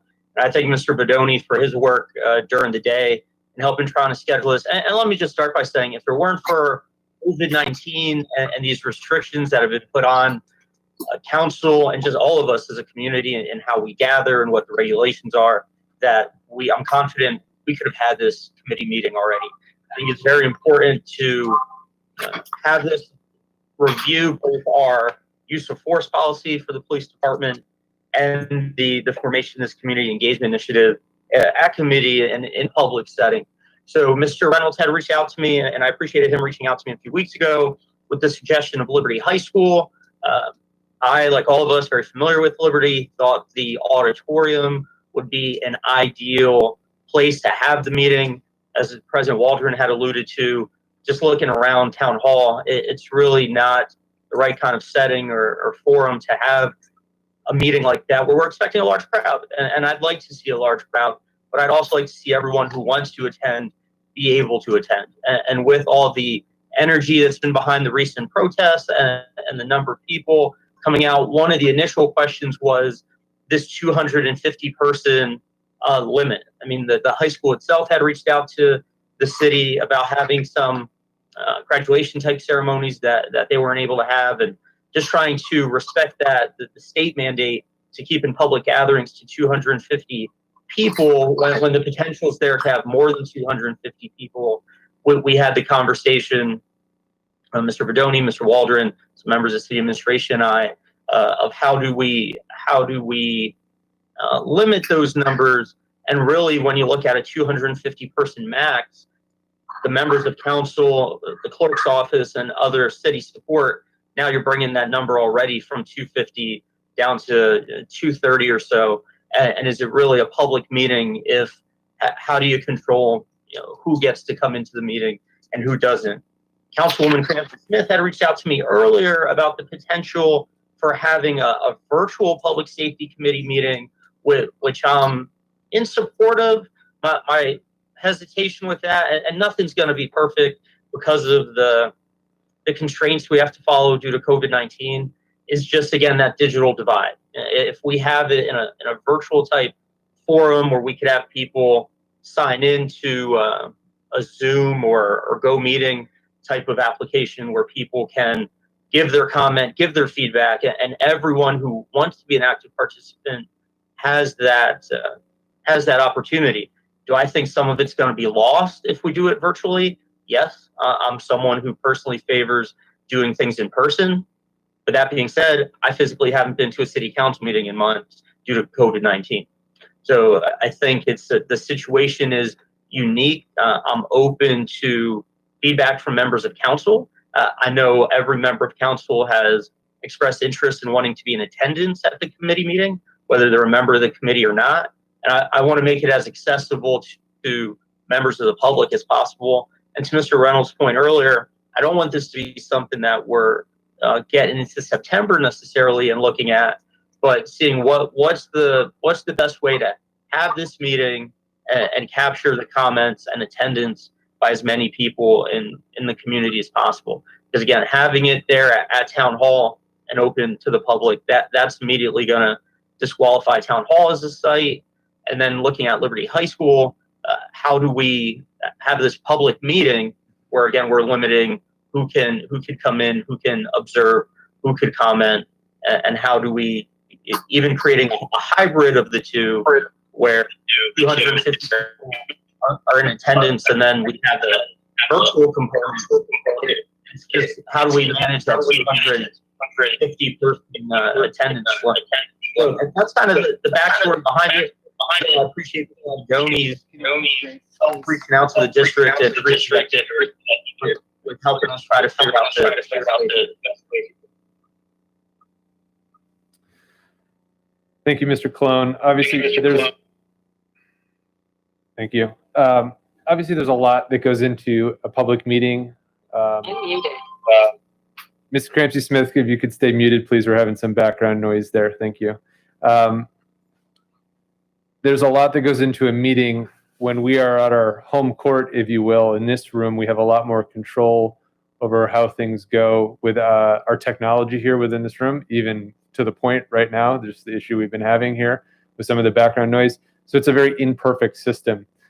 And for something that is as important as the conversations that we're going to be having in the near future regarding policing and public safety in the city, I'm hesitant to rely on that infrastructure, especially if we go to another venue where we don't have as much control and won't be able to guarantee the level of accessibility for folks who are online and want to listen in or make comment remotely.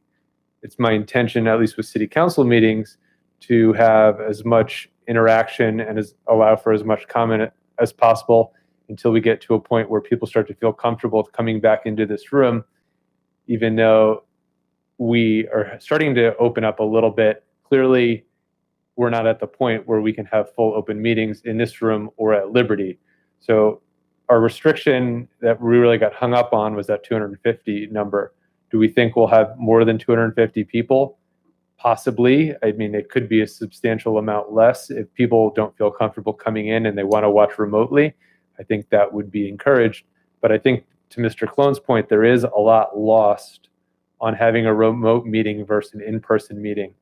I think a lot of the body language can be lost, as well as some of the nonverbal cues, clearly, and some of the energy is definitely not translated as well when it's over the computer. So for that point, we really wanted to find a way to have an in-person meeting. And with that restriction of 250 people, we talked through many different scenarios of how we could get to that, of possibly having a sign-up sheet ahead of time, or whichever way we came to, people were going to be excluded, and we didn't want to do that. We didn't think that was fair. So we temporarily are putting the Public Safety Committee meeting on hold until we can find a workaround, because it wasn't just about that 250 number. It was also about making sure people are maintaining social distancing, making sure people are wearing masks when they're in Liberty High School.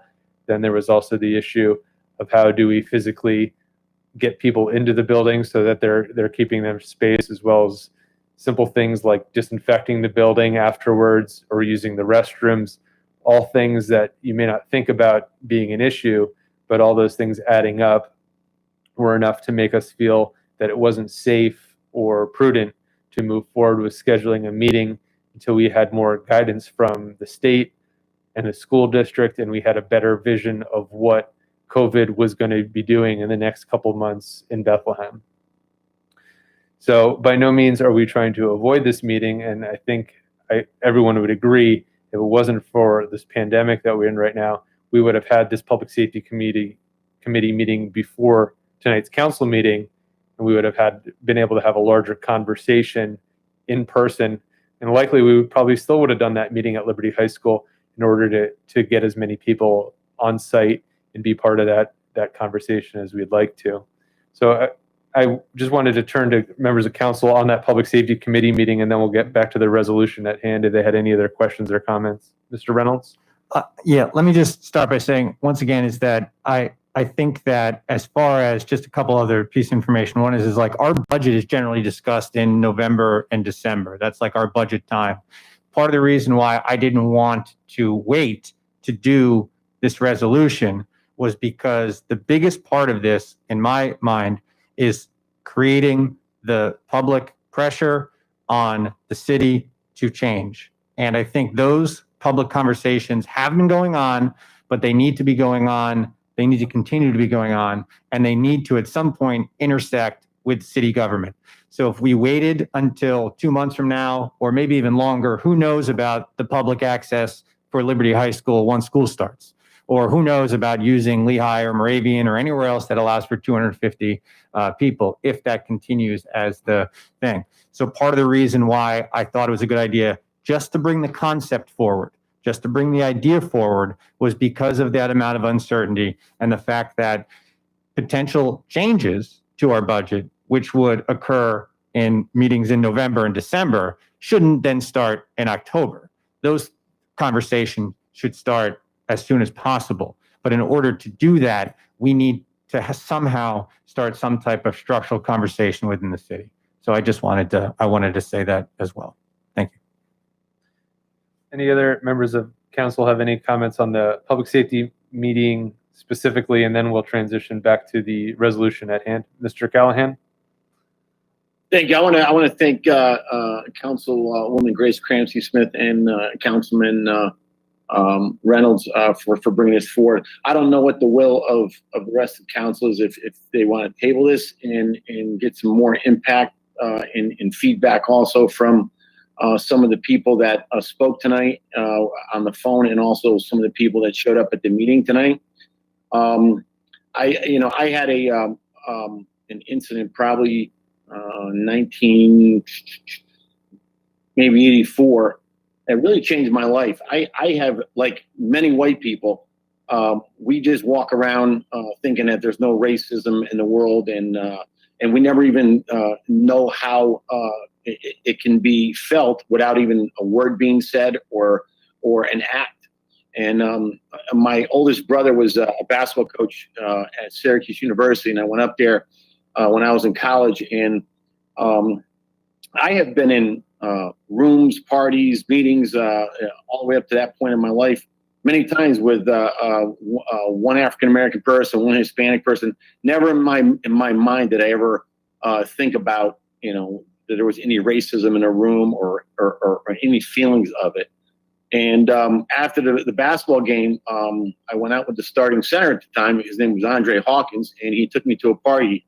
He told my brother, he said, "Coach Callahan, I'm gonna take your brother out," because I was the same age as he was, "and we're gonna go out, to a couple parties on Marshall Street, which is a big, social area down in Syracuse." And before the party, or before we went to Marshall Street, he goes, "I got to stop by this place." And we walked into a party in a little condo. And when we walked in, I was overwhelmed with a feeling of really a very uncomfortable feeling, not because anything was said or anything was done to me. We walked into an all black party. And that was the first time in my life I was the only white person in a room with all minorities. And there were some really nice people who came up to me and said hi to me and offered me, a drink or a beverage. And there were some people who just looked at me like, gave me a look, and there was nothing said. It was just a look and a feeling that, like, maybe I wasn't really, supposed to be there. And Andre had went upstairs, and I was basically left alone in this place on the first floor for maybe 15, 20 minutes. I didn't know anybody in the room, and everybody in there was African American. And that changed my life forever, because I've never, ever will forget that feeling that I had of just feeling like, that there's feelings of racism out there. And from that point forward, anytime I'm ever in a room with anybody that's not of the majority, whether they're African American or Hispanic or Asian, I always try to go out of my way and welcome them, and make them feel as comfortable as possible. So I want to congratulate both council persons for bringing this forward. I don't know if the people or if they would be willing to table this at this point to get more feedback from the two minority council people, Councilwoman Negron and Councilman Cologne, and to also get more feedback on from the people that spoke tonight and some of the people that have been marching. I agree with Mr. Reynolds, and I understand that he did want to get something done as soon as possible and not let it wait. But as everybody has stated, we do have a major problem in trying to organize the meeting. And so I guess it comes up to the question of what do we do? And as Councilman Cologne said, I'm not sure having a go-to meeting or a Zoom meeting on this topic is really the right thing to do at this point. But the other question is, how long is this COVID going to last, and how long do we wait? So I don't know what the will of everybody else is. This virus has made it a very difficult issue, in trying to get everybody together, because I also don't want the feeling that a lot of people were left out, whether it was a go-to meeting or a Zoom meeting, or were left out and not being allowed to get into the facility. So, I'm all ears. I mean, I don't know what Ms. Cramsey Smith and Mr. Reynolds want to do with it. I mean, it's their proposal, and but I do support it in whole, and I do also appreciate and support all of the people that showed up tonight and spoke also on the phone and called in. And I definitely hear what you're saying, and anything I can do to help move this process along, I'm all for it. So thank you very much. Thank you, Mr. Callahan. Is there any other members of council who had anything input on the Public Safety Committee meeting specifically before we turn back to the resolution and what our plan is for that? Ms. Negron? Yes, thank you, President Waldron. So somebody, I don't even know who, texted me, and I think it's a good idea, the Liberty High School Stadium. I mean, we have sat out there in weather, heat and cold weather, and even snow and rain. And this might be an opportunity for us to allow more people and be in an open space and with the appropriate speakers and mic that we of course have that are appropriate. We will have the opportunity to do something in a bigger scale, including everybody, not needed to do Zooming, and allowing as many people as we can. Just an idea. Yeah, that is something we had considered, is having it outside in the stadium, but I believe we're still restricted to the 250 number for gatherings, unless anyone has other information.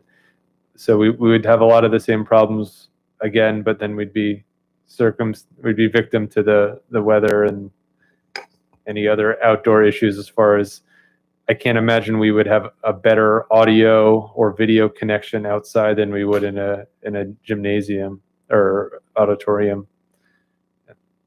But the guidelines tend to change, by the week, if not the day. So that's something that might change, is the 250 number, which is really the big thing that's holding us up on scheduling this committee meeting. Ms. Cramsey Smith? Yeah, I agree. I mean, it's really logistically tough with this virus. The only thing I and it's less than ideal, is I had thought of a Zoom meeting where you can get up to 500 people on Zoom, and I've been in meetings like that. It is logistically challenging because it's a matter like people can raise their hand electronically and then speak, and we have to unmute and mute. But I don't know, aside from outside, and it depends on the numbers, I just threw that out there like that's one possibility. Right. Right. Mr. Cologne? Mr. Clark? Thank you. I mean, speaking to Councilwoman Cramsey Smith's point, I mean, another scenario that could have been visited is having the Public Safety Committee meeting no different than we have our council meeting right now, and have people call in who want to make comment. But again, I think some of that is lost in the, some things are lost in terms of having it remotely instead of having it in person. But then we get back to the same issue of we're not really having meetings in person. But then with speaking to the larger Zoom type meetings, it's with that digital divide. Are some people going to be left not able to participate who otherwise would simply come out to the public meeting? But I appreciate Councilwoman Negrone's input about Liberty Stadium. Again, something that we had looked at, just looking at what the infrastructure would support at some of these sites, but also where we get a little tied up with that, aside from the cleaning and ask of us to provide some staff with just help and guide everyone in and things like that, is that 250 person capacity. Echoing what President Waldron said, might we have 250 people? I would venture a guess that there's at least 250 people in the city of Bethlehem or surrounding areas who would want to come out and should be able to come out to whether it's observe, engage, participate in this meeting. Just right now, again, with this COVID-19 restrictions, that is, I don't know how feasible that's going to be. So I appreciate continuing to hear everybody's feedback on ideas here. I mean, I will continue to have conversations with members of council beyond tonight with the city clerk as we keep an eye on what is going on with the restrictions, as the COVID numbers either plateau, trend down, trend upwards, whatever it be, and as things change, at the first opportunity that would make it easier for us to gather a larger crowd, I would want to jump on that opportunity and schedule something. But like I said, I appreciate everyone's feedback, and the conversation doesn't have to end here tonight, as daily looking at what our opportunities are. Ms. Negrone? Yes, I just also thought about, which might mean it will complicate our time as members of council and perhaps to the administration, but what about the possibility of just doing small meetings? I mean, there's advantages of having smaller groups where people will feel even more comfortable to talk than in a huge, even thinking about 250. So as you mentioned, 250 again and again, it made me think, why are we sticking with just doing one huge meeting when we can have smaller, several meetings where those of us that can be, I might not be able to make it to all of them. Some of you might not, but some might. And I think, I will make it a point to be there in everyone I can. But I think we should really think about having smaller opportunities of meetings. Maybe some at daytime, some at nighttime. I mean, there be other structures that we have used, that we have done that we have had community meetings in smaller scales at different places at different times of the day. So this might be an opportunity for us to do that. Joseph. Thank you. Mr. Callahan? I'm not sure if there's a way, but if we could ask, are the members of the audience still there? Yes. I don't know if there's a way that Mr. Vidoni could give them a phone number for everybody that called in tonight and everybody that showed up tonight. And maybe what we do is we ask them for their opinions on what their preferences are, whether we go to a Zoom meeting, which is obviously less personal and not as impactful, or they prefer to not, I mean, obviously we go to that because we don't want to wait, until October, November, December, or is there preference to have smaller group meetings, as Councilman or Councilwoman Negron said, or do we try to postpone it until a later date, which I don't think is the right thing to do, but I'm just asking if there's a process or a phone number or an email address that we could have everybody that spoke tonight give their opinion on what they feel the process should be going forward as far as when and where or how we do this. Mr. Callahan, I think that's one of your better ideas in a long time. Since this meeting isn't about council and it's not about the administration, it's about hearing from the public, I think we should hear from the public and have them reach out to our city clerk with their thoughts on what is the best way to proceed to start to hear conversations and hear comments.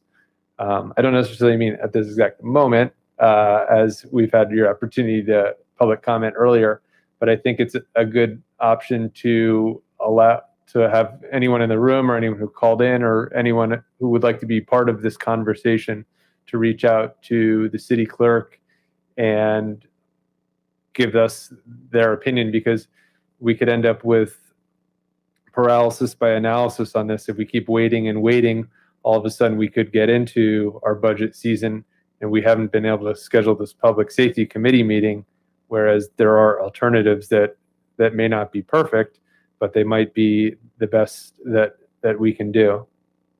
So I think I would ask anyone who wants to be part of this conversation and wants to give input to council as what we should do, because we're kind of at a stopping point here with our abilities, is to reach out to the city clerks and cast your vote, if you will, on how you'd like to proceed scheduling a public safety committee meeting, whether we try to do something at Liberty and limit the capacity, or we do something here in Town Hall and have a much smaller physical capacity, but have a infrastructure that we're a little bit more comfortable with and we can rely on to allow people to make comment.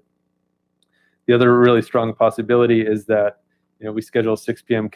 Committee meeting that could turn into a 4 or 5 hour conversation that doesn't necessarily get us to the end of that conversation too. So this could be a series of meetings that are ongoing for months to come, as this is obviously a very nuanced and complicated conversation that we're going to have moving into the future. We typically don't allow for public comment, but under the circumstances, if you're able to give a short comment, I'll accept it. A solution that If you are going to speak, though, I ask if you could come up to the microphone so that everyone at home can hear you.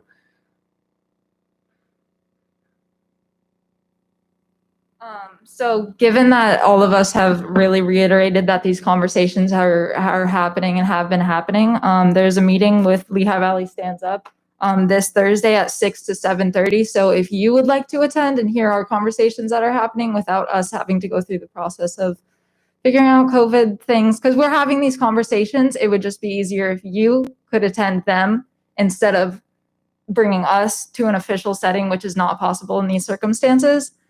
So again, it's with Lehigh Valley Stands Up this Thursday, 6 to 7:30 p.m. If you want to attend that, we'll be having these conversations and talking about what the community is demanding right now. Who is hosting that conversation? Lehigh Valley Stands Up. Mass meeting with Pennsylvania Stands Up. We can send you the link to that. I'm sorry, my question, is that a physical meeting? No, it's a Zoom meeting. Okay, thank you. That was what I was. Zoom meeting. Yep. Thanks for your comments. Again, that's another great point, is there are conversations happening that we can be listening to as opposed to asking everyone to come to us. But at some point we will have to have an official meeting if we're going to talk about what is happening within our police department and our budget and our city. And if action is going to be taken, we do have to have a meeting to do that on an official capacity. Anything else on the Public Safety Committee meeting before we transition back to the resolution at hand? Thank you. Mr. Reynolds or Ms. Cramsey Smith, now that we've had some initial conversation, is there anything you wanted to add before I turn back to members of council? I would just say that the decision to bring forward the resolution was, in my mind, about creating pressure as soon as possible to create the conversation for the change and to create action that people, I believe, are looking for, including us. So like I said, it was my strategy with all of the other public safety committee stuff and stuff going on that the best thing to do was to create that space as quickly as possible. I certainly understand everybody's comments as far as their concerns about the committee meeting. I don't know when that's going to be solved. I think it'll be hard to have large meetings. Thank you for bringing that meeting to attention. I will certainly sign in and be a part of it. But like I said, I'm very flexible. It's just like, I thought that it was the best strategy to create this structure that was going to be very open and very organic in nature, was to do this as quickly as we could with the Public Safety Committee meeting. But I would defer to my other members of council if they have a better idea to do something quicker than that. Thank you. Thank you. I can't speak to where this will end up or what the conversation will look like, but I can speak to Mr. Reynolds' history and his efforts on council, what he has done. I don't believe that this is window dressing, and I don't believe it's to appease people who are calling for change. If you look at the track record, Mr. Reynolds' track record specifically with his work on the EAC, open data, financial accountability, Northside 2020, he has consistently brought forth legislation and followed through on it that has created change in the city of Bethlehem. I think this is another example of that. So when something comes forward to council with Mr. Reynolds' name on it, I take it very seriously, and I believe and trust that it is something that will be followed up on and will be seen through to its logical conclusion. I also understand that this is a resolution. It doesn't have a lot of teeth because it is exactly that. It's an open resolution, which is part of a conversation that is calling on the administration, who are the full-time facilitators of the city of Bethlehem, to start the dialogue, working with members of the community, members of council, and the police department on what is the path forward. So I do think that this is the beginning of council's work, and at the same time, we are in a really tricky situation because of COVID with what we can do at this point. But I think this is a good starting point that allows for a conversation. Ms. Cramsey Smith? Ms. Cramsey Smith? Yeah, I just want to summarize or sort of reiterate that my idea of the community engagement initiative is exactly what it sounds like. It's engaging the community. So in my mind, it's owned by the community. The community is the one giving the input, and they're navigating the direction that it goes. It was never, in my mind, a thought that myself or Mr. Reynolds or council or city administration or police department would be the ones that would be piloting these initiatives. It's for the community to give them a voice. Thank you. Thank you. Thank you. Other members of council who wanted to weigh in? Ms. Cramsey Smith, if you can mute your microphone, please. Thank you. Mr. Cologne, and then Mr. Callahan. Thank you, President Waldron. I just want to say I will be supporting this resolution tonight. You know, when I saw it come forward, I think, especially when you talk about city council, for example, we're a body of seven people with seven different ideas, seven people who support different initiatives, seven people have their own perspective and view of seeing things. So when this came forward, I was glad to see it come forward from Councilman Reynolds, Councilman Cramsey Smith.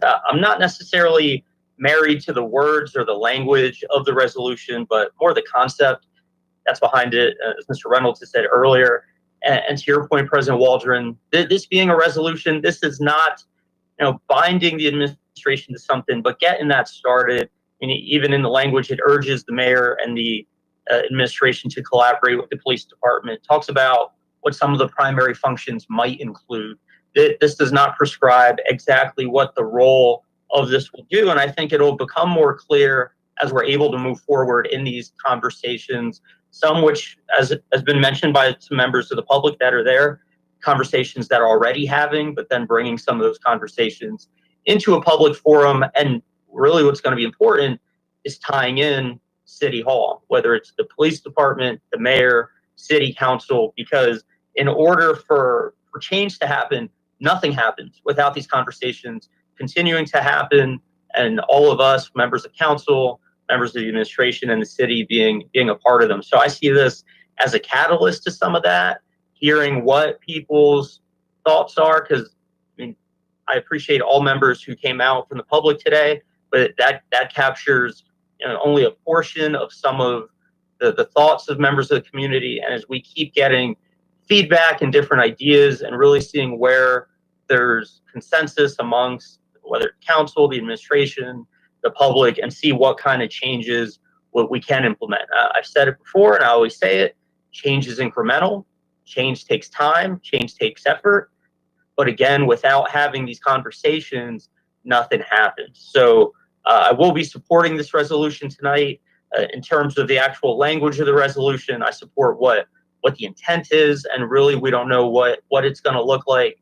And if it reaches its design goal that council members Cramsey, Smith, and Reynolds intended, is my understanding, is change will be continuous, and this community engagement initiative is meant to function in perpetuity, to continue having these conversations, not so much just with a defined goal, but always looking to continue having these conversations and bringing voices into the fray and into the mix, and seeing where the city could implement some of those changes. So I will be supporting this resolution tonight.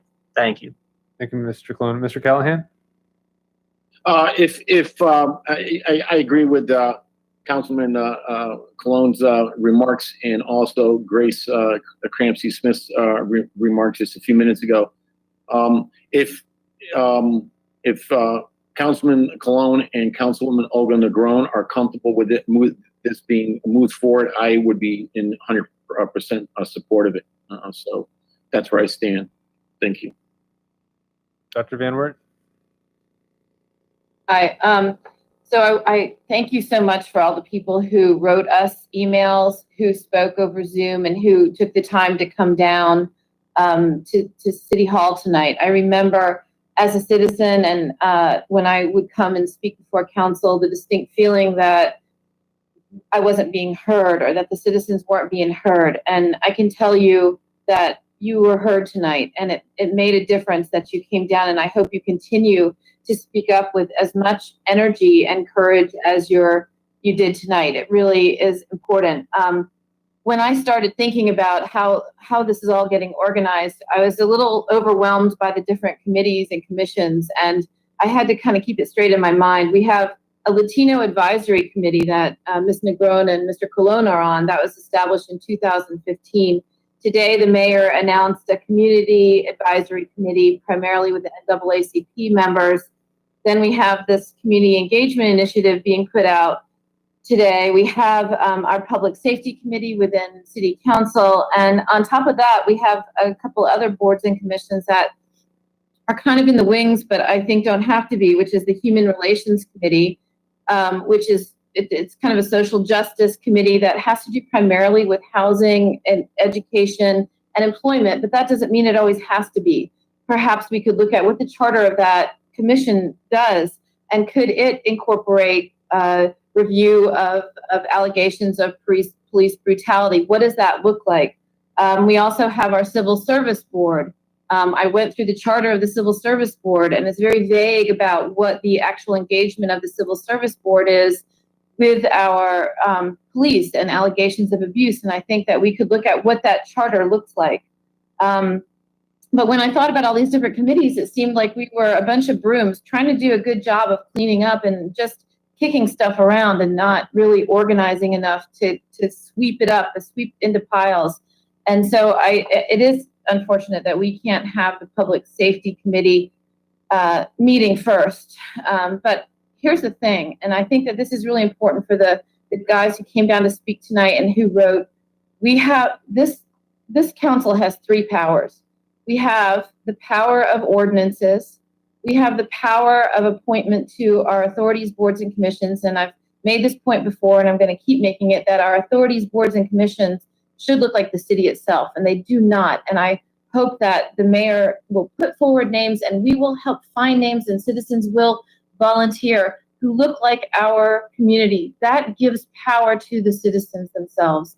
So our ABCs are not just, they're not elected people. They are people who come from the city and can do a really good job at helping address some of these institutionalized racism that exists. The second thing I wanted to say is, before I was elected to city council, I came down one night to say whatever it is I had to say. But before I got up there, a citizen came up before me and spoke, and he was outraged at the police. And I listened to him, and he told this tale of his son and his son's interaction with the police, and his outrage. It was palpable. He was crying. And ultimately, the end of his story is that the police came, and through this interaction with the police, his son ultimately ended up killing himself, shooting himself that night.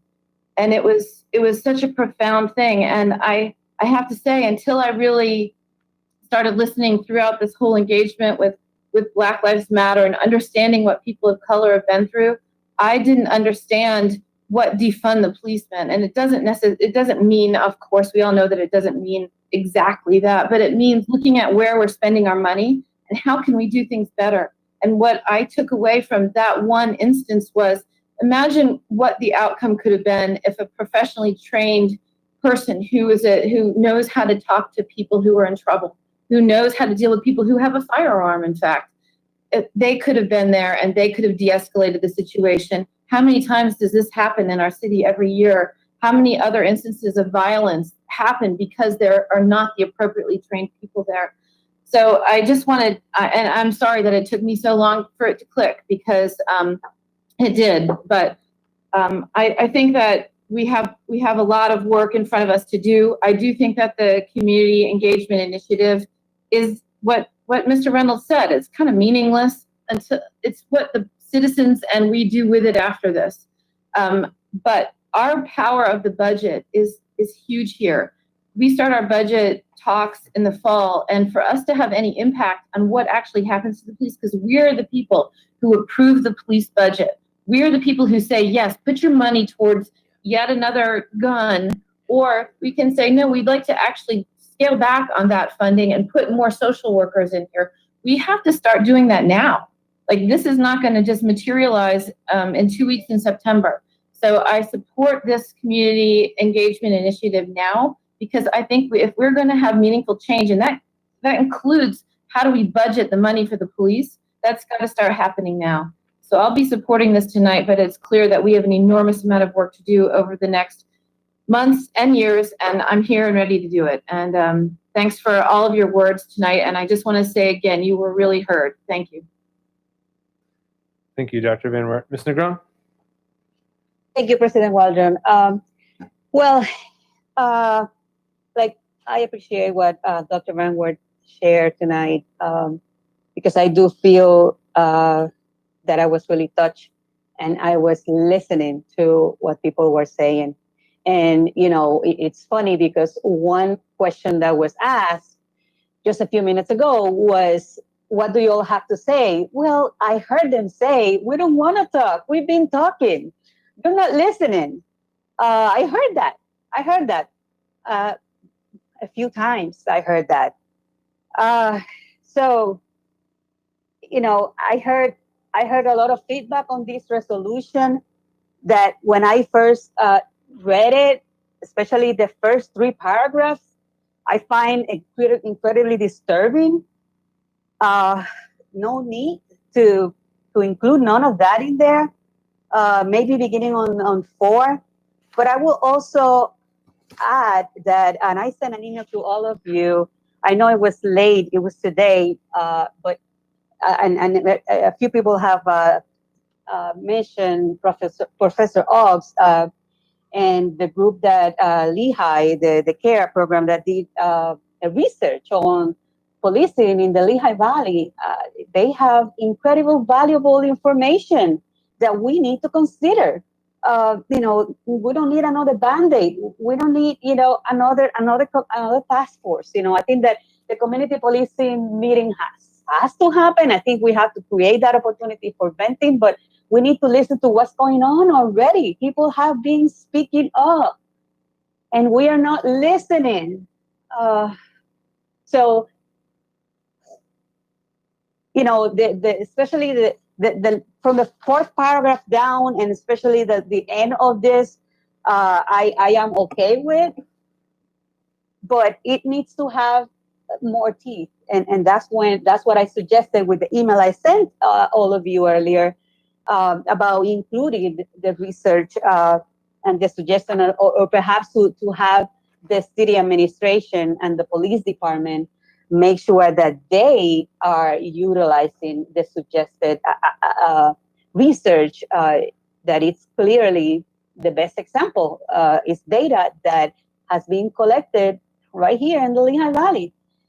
But the way it is, I just cannot support something that is just going to have another window dressing. I just can't. I heard people talking tonight, and I talked with Councilman Reynolds earlier today, and again, I was glad that he agreed that Professor Ott's research and that group, the team that put together, it's valuable and it should be taken into consideration. But after listening to so many voices tonight, I believe that we need to have this is just like another resolution that we pass that won't do anything, like the marijuana ordinance. It's another resolution. And I said that at the last meeting. We don't need another resolution. We need action. People are telling us what they want. People are telling us what they need. And we are the representative. We have to listen, and we have to do what they're asking us to do. So therefore, I can't support this. I think we need to chew this a little more. I think we need to put some more teeth, and I cannot support it the way it is. Thank you. Thank you, Ms. Negron. Mr. Reynolds? Yeah, I had a conversation with Ms. Negron earlier today following her email referencing the research from Professor Oakes that several people had spoke about tonight. So I was looking to possibly add a sentence in here as an amendment to the resolution to include those ideas that we had talked about. I'm not sure if that would be germane at this time or not. I think possibly at this point. Everyone's had an opportunity to speak. Yeah, I would then add on the back. I would then propose to add the sentence that now therefore be it resolved to add this sentence: to work with and incorporate recommendations by research experts, including Lehigh University's core grant team, who recently conducted a large research project on policing in the Lehigh Valley. Is that your text that you wrote, Mr. Reynolds? Yes. Okay. And I'll say it again. Therefore, be it resolved to work with and incorporate recommendations by research experts, including Lehigh University's core grant team, who recently conducted a large research project on policing in the Lehigh Valley that some Bethlehem police officers were involved in. And also, I believe Ms. Smith and Dr. Worth had referenced earlier today on the phone on their calls in. So, yeah. Is there a specific line where you think that would fit best? I think we can just add it after, therefore be it resolved, and we can add it in that paragraph on the back. I mean, the final bullet, it would be another bullet at the end. No, I want it after the resolved part. Just, right.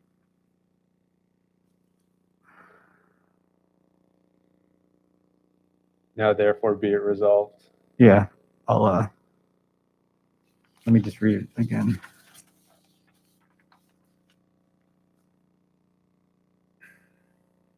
Yeah, therefore it be resolved that the city of Bethlehem will work and incorporate recommendations by research experts, including Lehigh University's core grant team, who recently conducted a large research project on policing in the Lehigh Valley. That would be in the first line of that paragraph. Yeah, I would defer to Mr. Vidoni as included in that paragraph, but yes. I mean, it could be a separate, be it resolved paragraph, or we could just add the sentence to the end of the paragraph. Add the Either sentence. way, we can add it. Add the sentence to the end. Okay. Mr. Spurk, do you have the resolution in front of you that we're referencing? It would be on the, I do. on the last page. Now, therefore, be it resolved, and that paragraph starts with resolved, and then adding that full sentence at the end of that paragraph. Yeah, at the end of that paragraph before the bullets start, yes. Does that work for you, Mr. Reynolds, Mr. Vidoni? Okay. Sure. Do we need to restate the, well, we need a motion first, so. We need a second. I need a second. There's a motion on the table by Mr. Reynolds to add language to that final paragraph. And just for the record, that was language that Ms. Negron had sent over earlier. Ms. Cramsey Smith? Second the motion. Second by Ms. Cramsey Smith. Discussion on the motion. Ms. Negron? Thank you, President Waldron. Yes, I appreciate that since it looks like it's going to pass, I appreciate that that line is included because that shows that you do recognize the value of this data that the research brings. And I still feel that this, it might be a good start, but I feel that we still need to listen to the people that spoke, not just the many emails that we got, but the people that we heard tonight. So I think that we should just take a pause and think about what we're writing and we're passing. Thank you.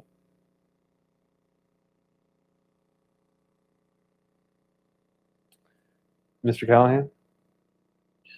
Ms. Negron, what if we don't pass this? What would you recommend that we do from this point on?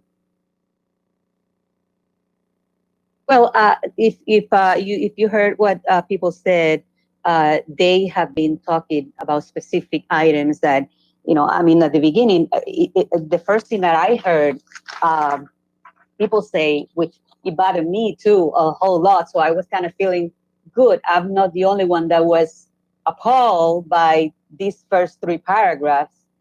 I don't think they belong in here. We want to try to make the administration accountable and push an agenda that we believe is what the community wants.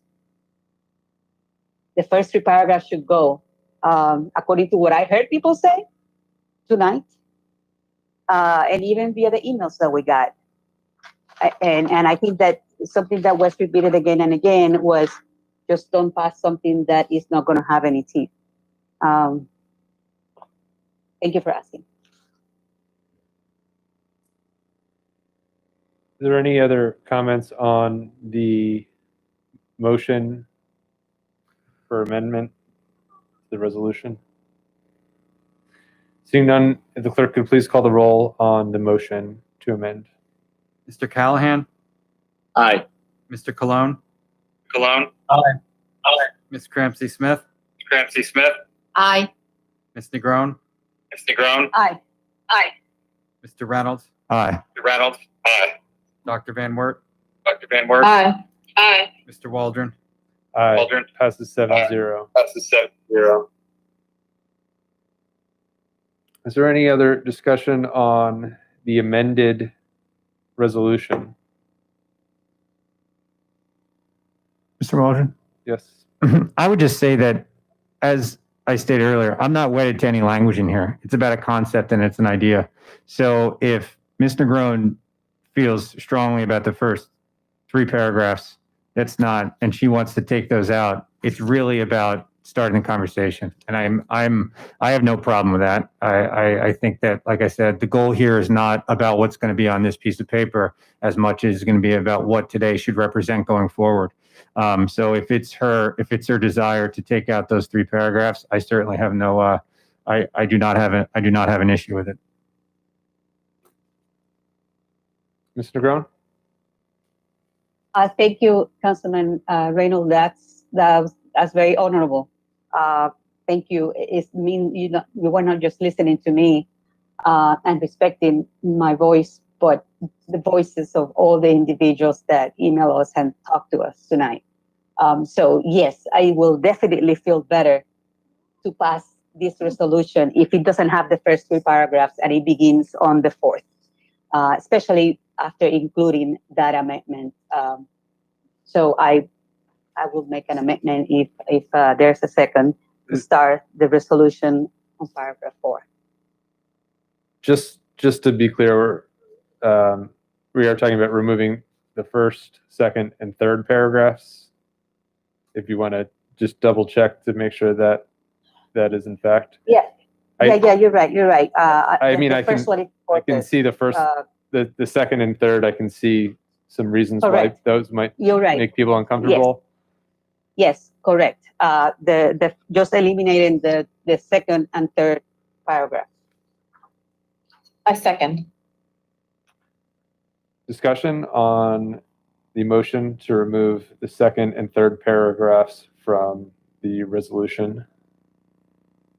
I'm good with it. I just want to say again, this is a conversation. You know, people have spoken, and Dr. Van Wert said at the beginning a couple of times her before she was in council, attending meetings and feeling that people sitting at the table were not really listening to the people, and that is the exact same reason why I ran for council when I decided to run for the first time.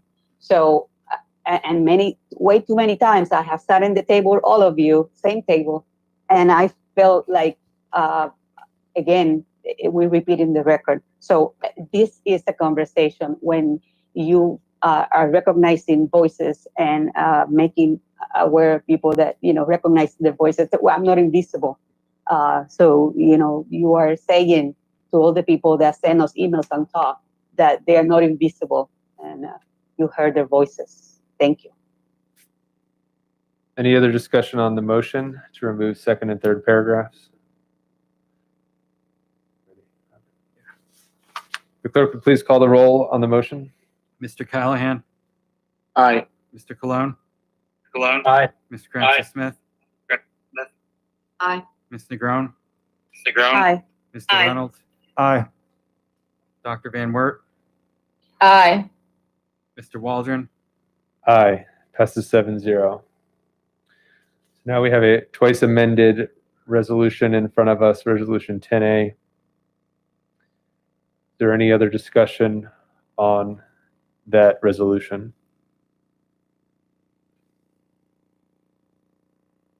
Mr. Spurk, are we good to proceed with a vote on the resolution?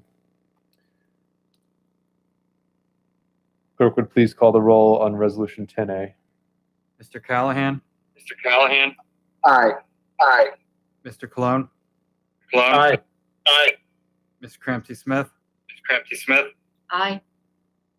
Ms. Negron, Aye. Aye. Mr. Reynolds, Aye. Dr. Van Wert, Aye. Mr. Waldron, Aye. Passes 7-0. Resolution 10B. Be it resolved that the Council of the City of Bethlehem, Northampton County, Pennsylvania, in accordance with the Municipal Records Manual, hereby authorizes the disposition of the public records held by the Financial Services Bureau. The resolution is sponsored by Ms. Negron and Ms. Cranston-Smith. Discussion? Clerk, please call the roll. Mr. Callahan, Aye.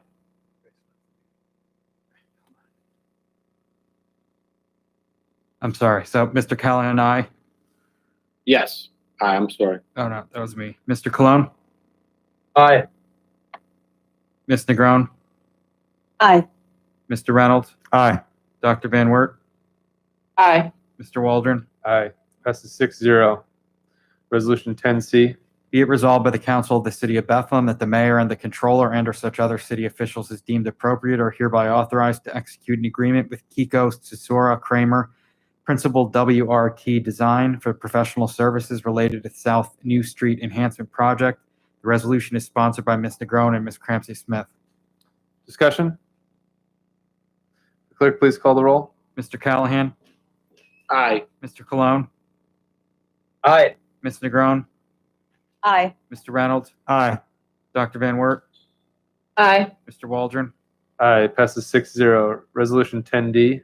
Be it resolved by the Council of the City of Bethlehem that the mayor and the controller and or such other city officials as deemed appropriate are hereby authorized to execute an agreement with Arbor Pro Inc. for urban forestry GIS database development.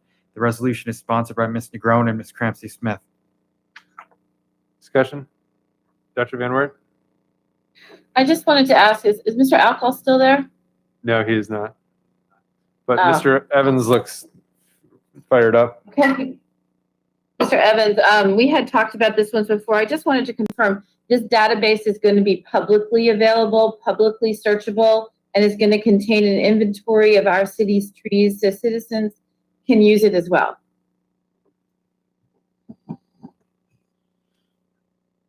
I can't confirm that that's outward face, or is that for our urban forest, so that's going to handle that database, or is that something that's able to be publicly accessed? I know what you're talking about. That's part of the previous conversation we had, but I do not recall with 100% certainty that it would be available to them immediately with the way it's being purchased. But I can check and get you a response to that question. I would appreciate that. I think Yes. that's an important thing for our citizens to have. If it's a database that we use, I think the citizens should be able to access it as well.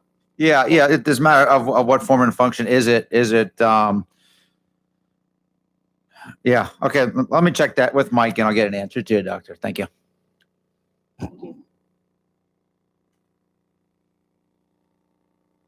The clerk would please call the roll. Mr. Callahan, Aye. Mr. Cologne, Aye. Ms. Cramsey Smith. I'm sorry, she's not. Ms. Negron, Aye. Mr. Reynolds, Aye. Dr. Van Wert, Aye. Mr. Waldron.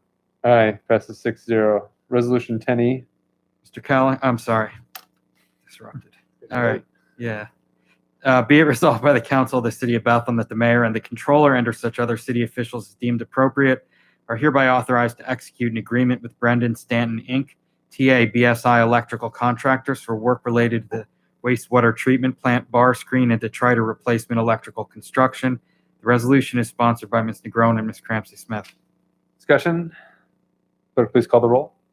Mr. Callahan, Aye. Mr. Cologne, Aye. Ms. Negron, Aye. Mr. Reynolds, Aye. Dr. Van Wert, Aye. Mr. Waldron. Aye. Passes 6-0.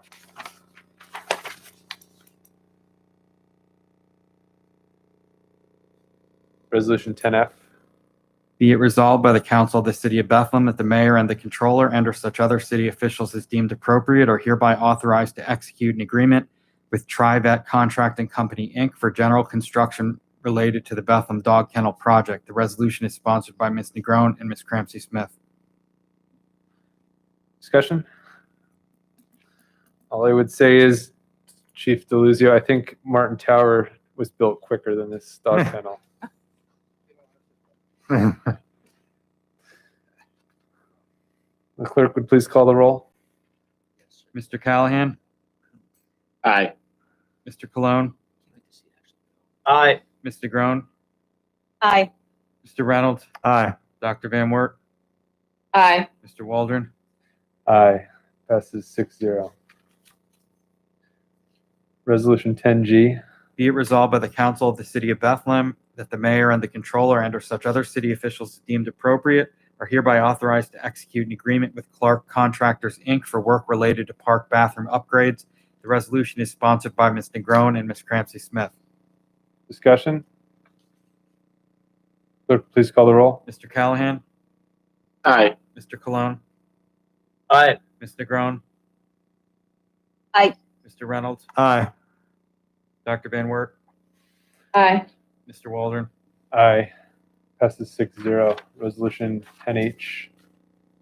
Be it resolved by the Council of the City of Bethlehem that the action plan for fiscal year 2019 for the City of Bethlehem for the period from January 1st, 2019 to December 31st, 2019 is hereby approved, and that the mayor and the City of Bethlehem is authorized to provide the necessary assurances and certifications to the U.S. Department of Housing and Urban Development and to submit the FY 2019 action plan for HUD approval. The resolution is sponsored by Ms. Negron and Ms. Cramsey Smith. Discussion? Clerk, please call the roll. Mr. Callahan? Aye. Mr. Cologne? Aye. Ms. Negron? Aye. Mr. Reynolds? Aye. Dr. Van Wert? Aye. Mr. Waldron? Aye. Passes 6-0. Resolution 10I. Certificate of appropriateness under the provisions of the Act of the Pennsylvania Legislature and Bethlehem Ordinance is hereby granted for 201 East 3rd Street to repaint the existing stucco, paint a sign with a logo, and install gooseneck lamps to illuminate the sign. The resolution is sponsored by Ms. Negron and Ms. Cramsey Smith. Discussion? Clerk, please call the roll. Mr. Callahan? Aye. Mr. Cologne? Aye. Ms. Negron? Aye. Mr. Reynolds? Aye. Dr. Van Wert? Aye. Mr. Waldron? Aye. Passes 6-0. Resolution 10J. Be it resolved that the City Council of the City of Bethlehem urges its state legislators to work in the Pennsylvania General Assembly to repeal the Fireworks Law, Act 43 of 2017, or to amend the law to allow for appropriate municipal regulation of consumer fireworks or otherwise address the problem. Be it further resolved that the City Council of the City of Bethlehem asks the mayor and his administration to investigate possible solutions to the widespread nuisance of consumer fireworks in the City of Bethlehem. The resolution is sponsored by Mr. Reynolds and Ms. Negron. Discussion? Mr. Reynolds? Yeah, I think I probably speak for everybody when they say they've had enough of fireworks over the past several weeks of their lives. I think everybody got phone calls, texts in their neighborhood, and I think it was in almost every single neighborhood in the city. And I think that obviously part of the conversation, and probably the most important thing is that the state looks at repeal, but at the same time, a lot of the bills that are currently in Harrisburg about this involve allowing cities over a certain population to ban them themselves. But, that wouldn't stop somebody from buying something 20 miles away or 5 miles away or whatever. And so I think that we need to, as a city, come up with some type of plan, a creative plan to try to do something with what is just been like I said, I think everybody in city council has been contacted by numerous people in the last week or two. And Chief, I know that your officers go out. I know it's tough to catch people. I know it's why I think that everybody together, if it gets down to the fact where somebody is calling to say, this person down the street's lighting off a firework, it's going to be really hard for your police officers to cite that person as we've talked about. But a couple of my ideas were, if we know at least a couple of places that they're sold in the city of Bethlehem, can we get them information by the time this rolls around next year to say, this is what the city of Bethlehem's rules are. This is, and one of those things might be a color-coded map. As we know, as the chief has said, that you're not supposed to be setting them off within 150 feet of a structure. There's not too many places in Bethlehem that are not within 150 feet of a structure. That's 50 yards. Almost every single neighborhood has at least one house within, so I think that it might take that. I don't know exactly what it is, but I think that we need to recognize, and, it's a tough one. And I think Mr. Waldron might have said this last meeting is, it's a tough one because it's such an issue for like 6 weeks or like a month, but it's not an issue for 12 months of the year. So it's a situation where, sometimes we're like, we got to do something. And then it kind of fades away and it doesn't become a problem. And then it becomes a huge problem again. So I basically wanted to bring this resolution forward, not just to encourage our state legislators, but also to kind of have a little bit of that conversation. I know we've been here for a while tonight, but just about what are our ideas about what we can possibly do to, even if we're able to ban them 24 hours a day, I mean, I think everybody's kind of at a loss about what we can do to improve the situation in our neighborhoods. To give you a few numbers, we had 215 dispatch calls. Now, that doesn't mean 215 people called. Most of these calls are 6, 7, 8 people calling in about fireworks. Yeah. These are ones that actually made it to the cop in the car. And that's on top of everything else we handle on a Yeah. normal night. We made about 10 arrests. If you, considering you said some ideas, no tents in Bethlehem City. Get them out of the city, suffer fireworks. Okay, if they have to buy them, let them buy them outside the city. At least you cut that out. Make it none of these fireworks that go up in the sky, the rockets, and they look like a professional firework. Yeah. You don't need that over your neighborhoods. Okay, there's some things you can do. Otherwise, personally, I think the whole law should be appealed. I don't think it's necessary, and it's just for safety reasons. And you know, we always had fireworks years ago when we had a law, and it seemed like when they made this law, everybody went hog wild. People, it's like drugs. You're going to get them. Okay. And people are going to use them. But at least it's a noise, it's a nuisance that can be handled at that low volume. Right now, it's just out of control. Yeah. And I think we all have, because, you know, I was woken up 3 in the morning by fireworks in my neighborhood. Yeah. I don't know who's lighting them off at 3 in the morning. I Probably think some drunk. I think whatever ideas that you bring forward, we're going to say yes to. I mean, anything that the legal department says we're allowed to do, as far as banning tents, as far as passing out information, as far as, you know, whatever it is, I think that you know, we're going to say yes to. So I appreciate it. And like I said, I'm sure it's been very, very difficult for the department, on top of all their other calls, to have to deal with just the constant barrage of these phone calls, I'm sure. But like I said, I've heard from people I've never heard from in my life that say, like, you know, I haven't talked to you in 10 years, but like, the fireworks in my neighborhood are out of control. Got an average of 10 to 12 emails a day plus phone calls. Yeah. So I know what you guys are going through with council people. 12 small fires. Yeah, and 12 small fires, by the way, the fire department responded to that were from fireworks, branches, trees, leaves, mulch.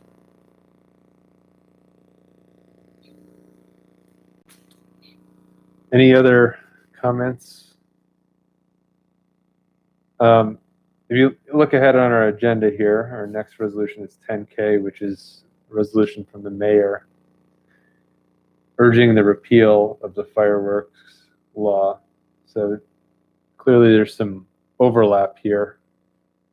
I wasn't sure if they're doing the same thing, or obviously they are different. It's atypical that we see a similar resolution come from council and also from the mayor at the same time. The mayor's resolution, I don't want to speak for him, but I guess that's your job, Mr. Evans, is that the intention is of that resolution is to let Harrisburg know that the city's not happy, which is a bit different than the intention of Mr. Reynolds' resolution. That's correct. It focuses a little bit on what Chief was talking about, the removal of their ordinance at the state level that allows the sale of them.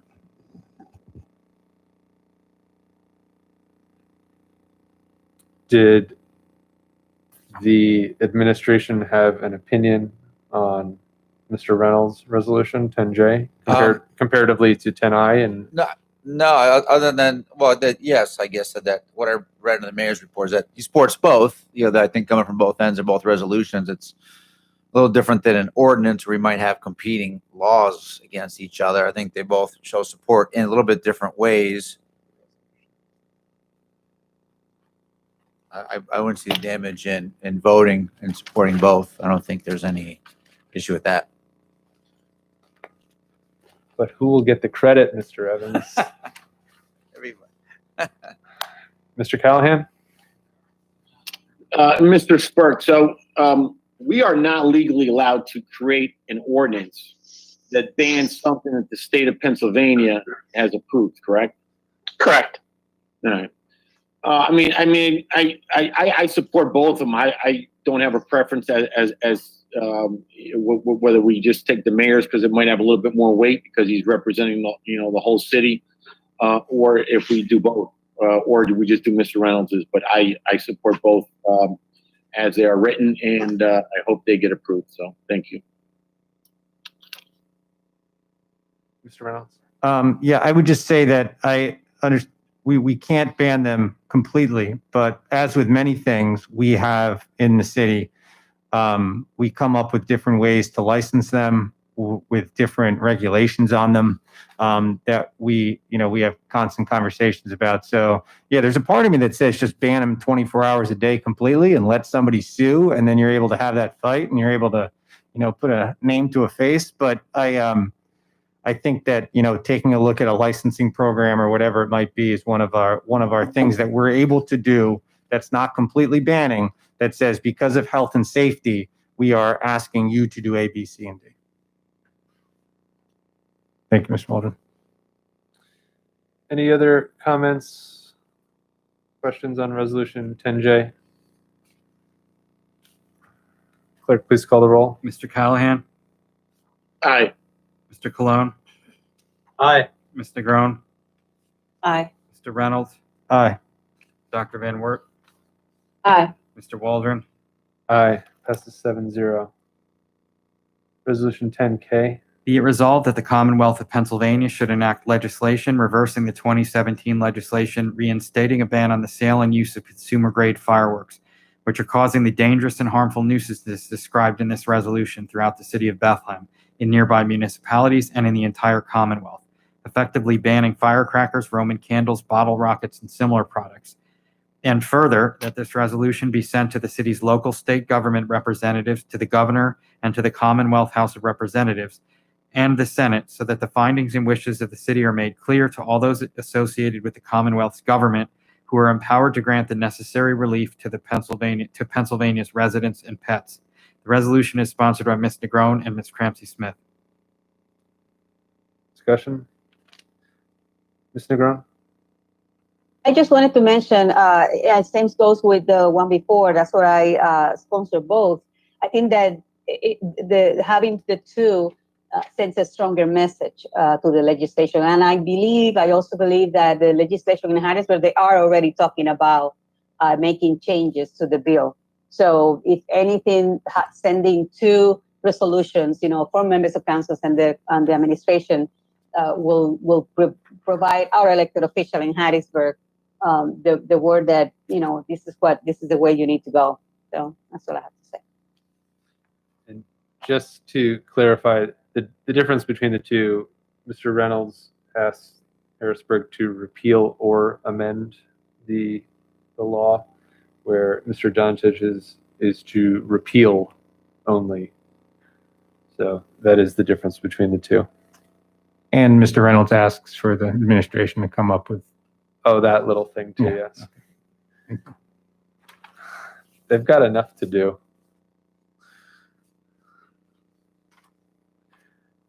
Any other discussion on that resolution? Clerk, please call the roll. Mr. Callahan? Aye. Mr. Cologne? Aye. Ms. Negron? Aye. Mr. Reynolds? Aye. Dr. Van Wert? Aye. Mr. Waldron? Aye. Passes 6-0. Any new business for members of council?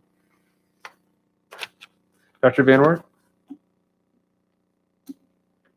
Dr. Van Wert, you're muted. No, we're all tired, so I'm going to try to keep this very short. But I just wanted to address one thing that I think is important. There was a video that was widely shared from the Bethlehem Police Department recruitment video, and it has since been taken down, and I'm glad about that. But I just would ask the chief, when you are creating a new video, I would urge you to please consider the way that Allentown Police Department did their video in terms of how we speak to our community and how we relate to our community and the message that we send to our community, because I do think in this setting, unfortunately, harm was done when people saw that and equated that with our police department. And it may not be the entire face of your department, but it said a lot. So I hope that however the new video is created, you would refer to the Allentown Police Department video, because I think it really did a good job at speaking to the community and relating to the community and conveying the type of police officer that we want in our community. That's all. Thank you.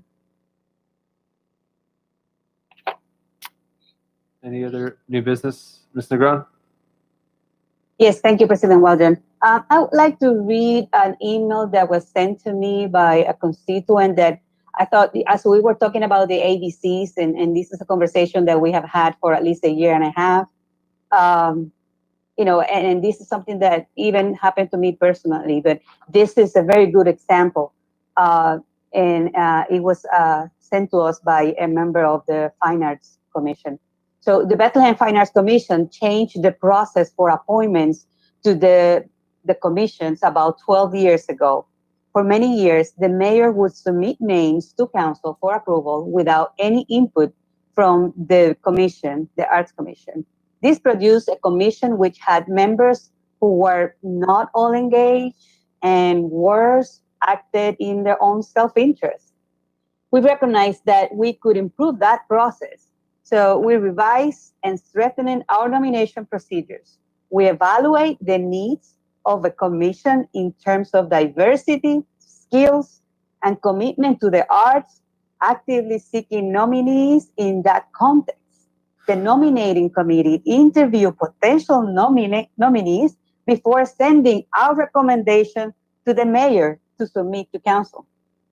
This process has vested power in the Arts Commission to develop a strong, engaged, and productive 25-member commission.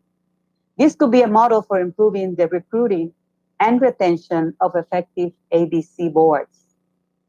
I think that this is a good example, and this happened back with Mayor Callahan was in office, and the conversation happened with the mayor, and he was welcoming to that idea.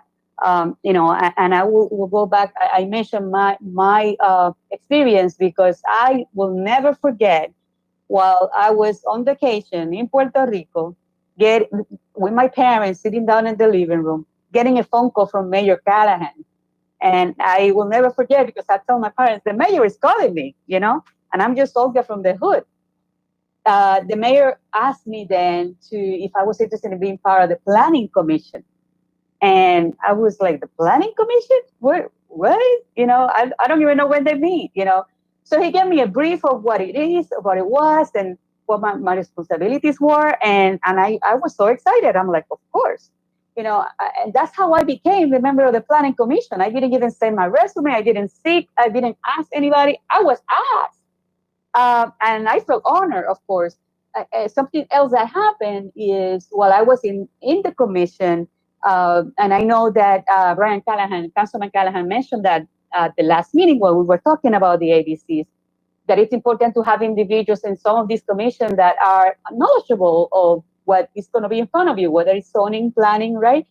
And something that happened as soon as I became a member of the planning commission was I was introduced to the classes that the Lehigh Valley Planning Commission offers. And that's those classes, and he mentioned that before at the last meeting, you have to pay for it.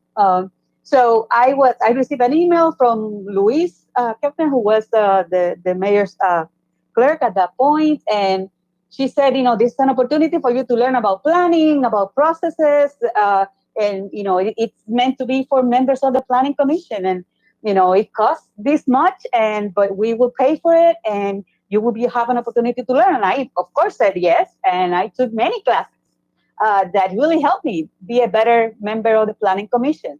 I think that nobody just out of the blue from the community is going to pay to take a class for something just in case I ever be called to be a member of the planning commission or the zoning board. So the way it's structured, it's really good.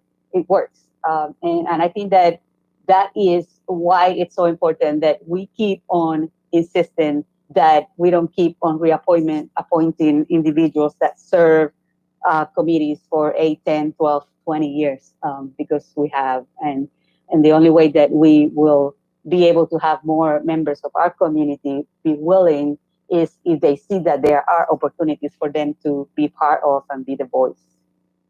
Thank you. Thank you, Mr. Groen. Any other new business from members of council? Mr. Callahan? I would just ask Mr. Verdoni to if we could please try to get the wage equality ordinance meeting scheduled. I will send out another round of dates. That'll be the third round, but I will come up with another round of dates in the next day or two and check them with you. Thank you.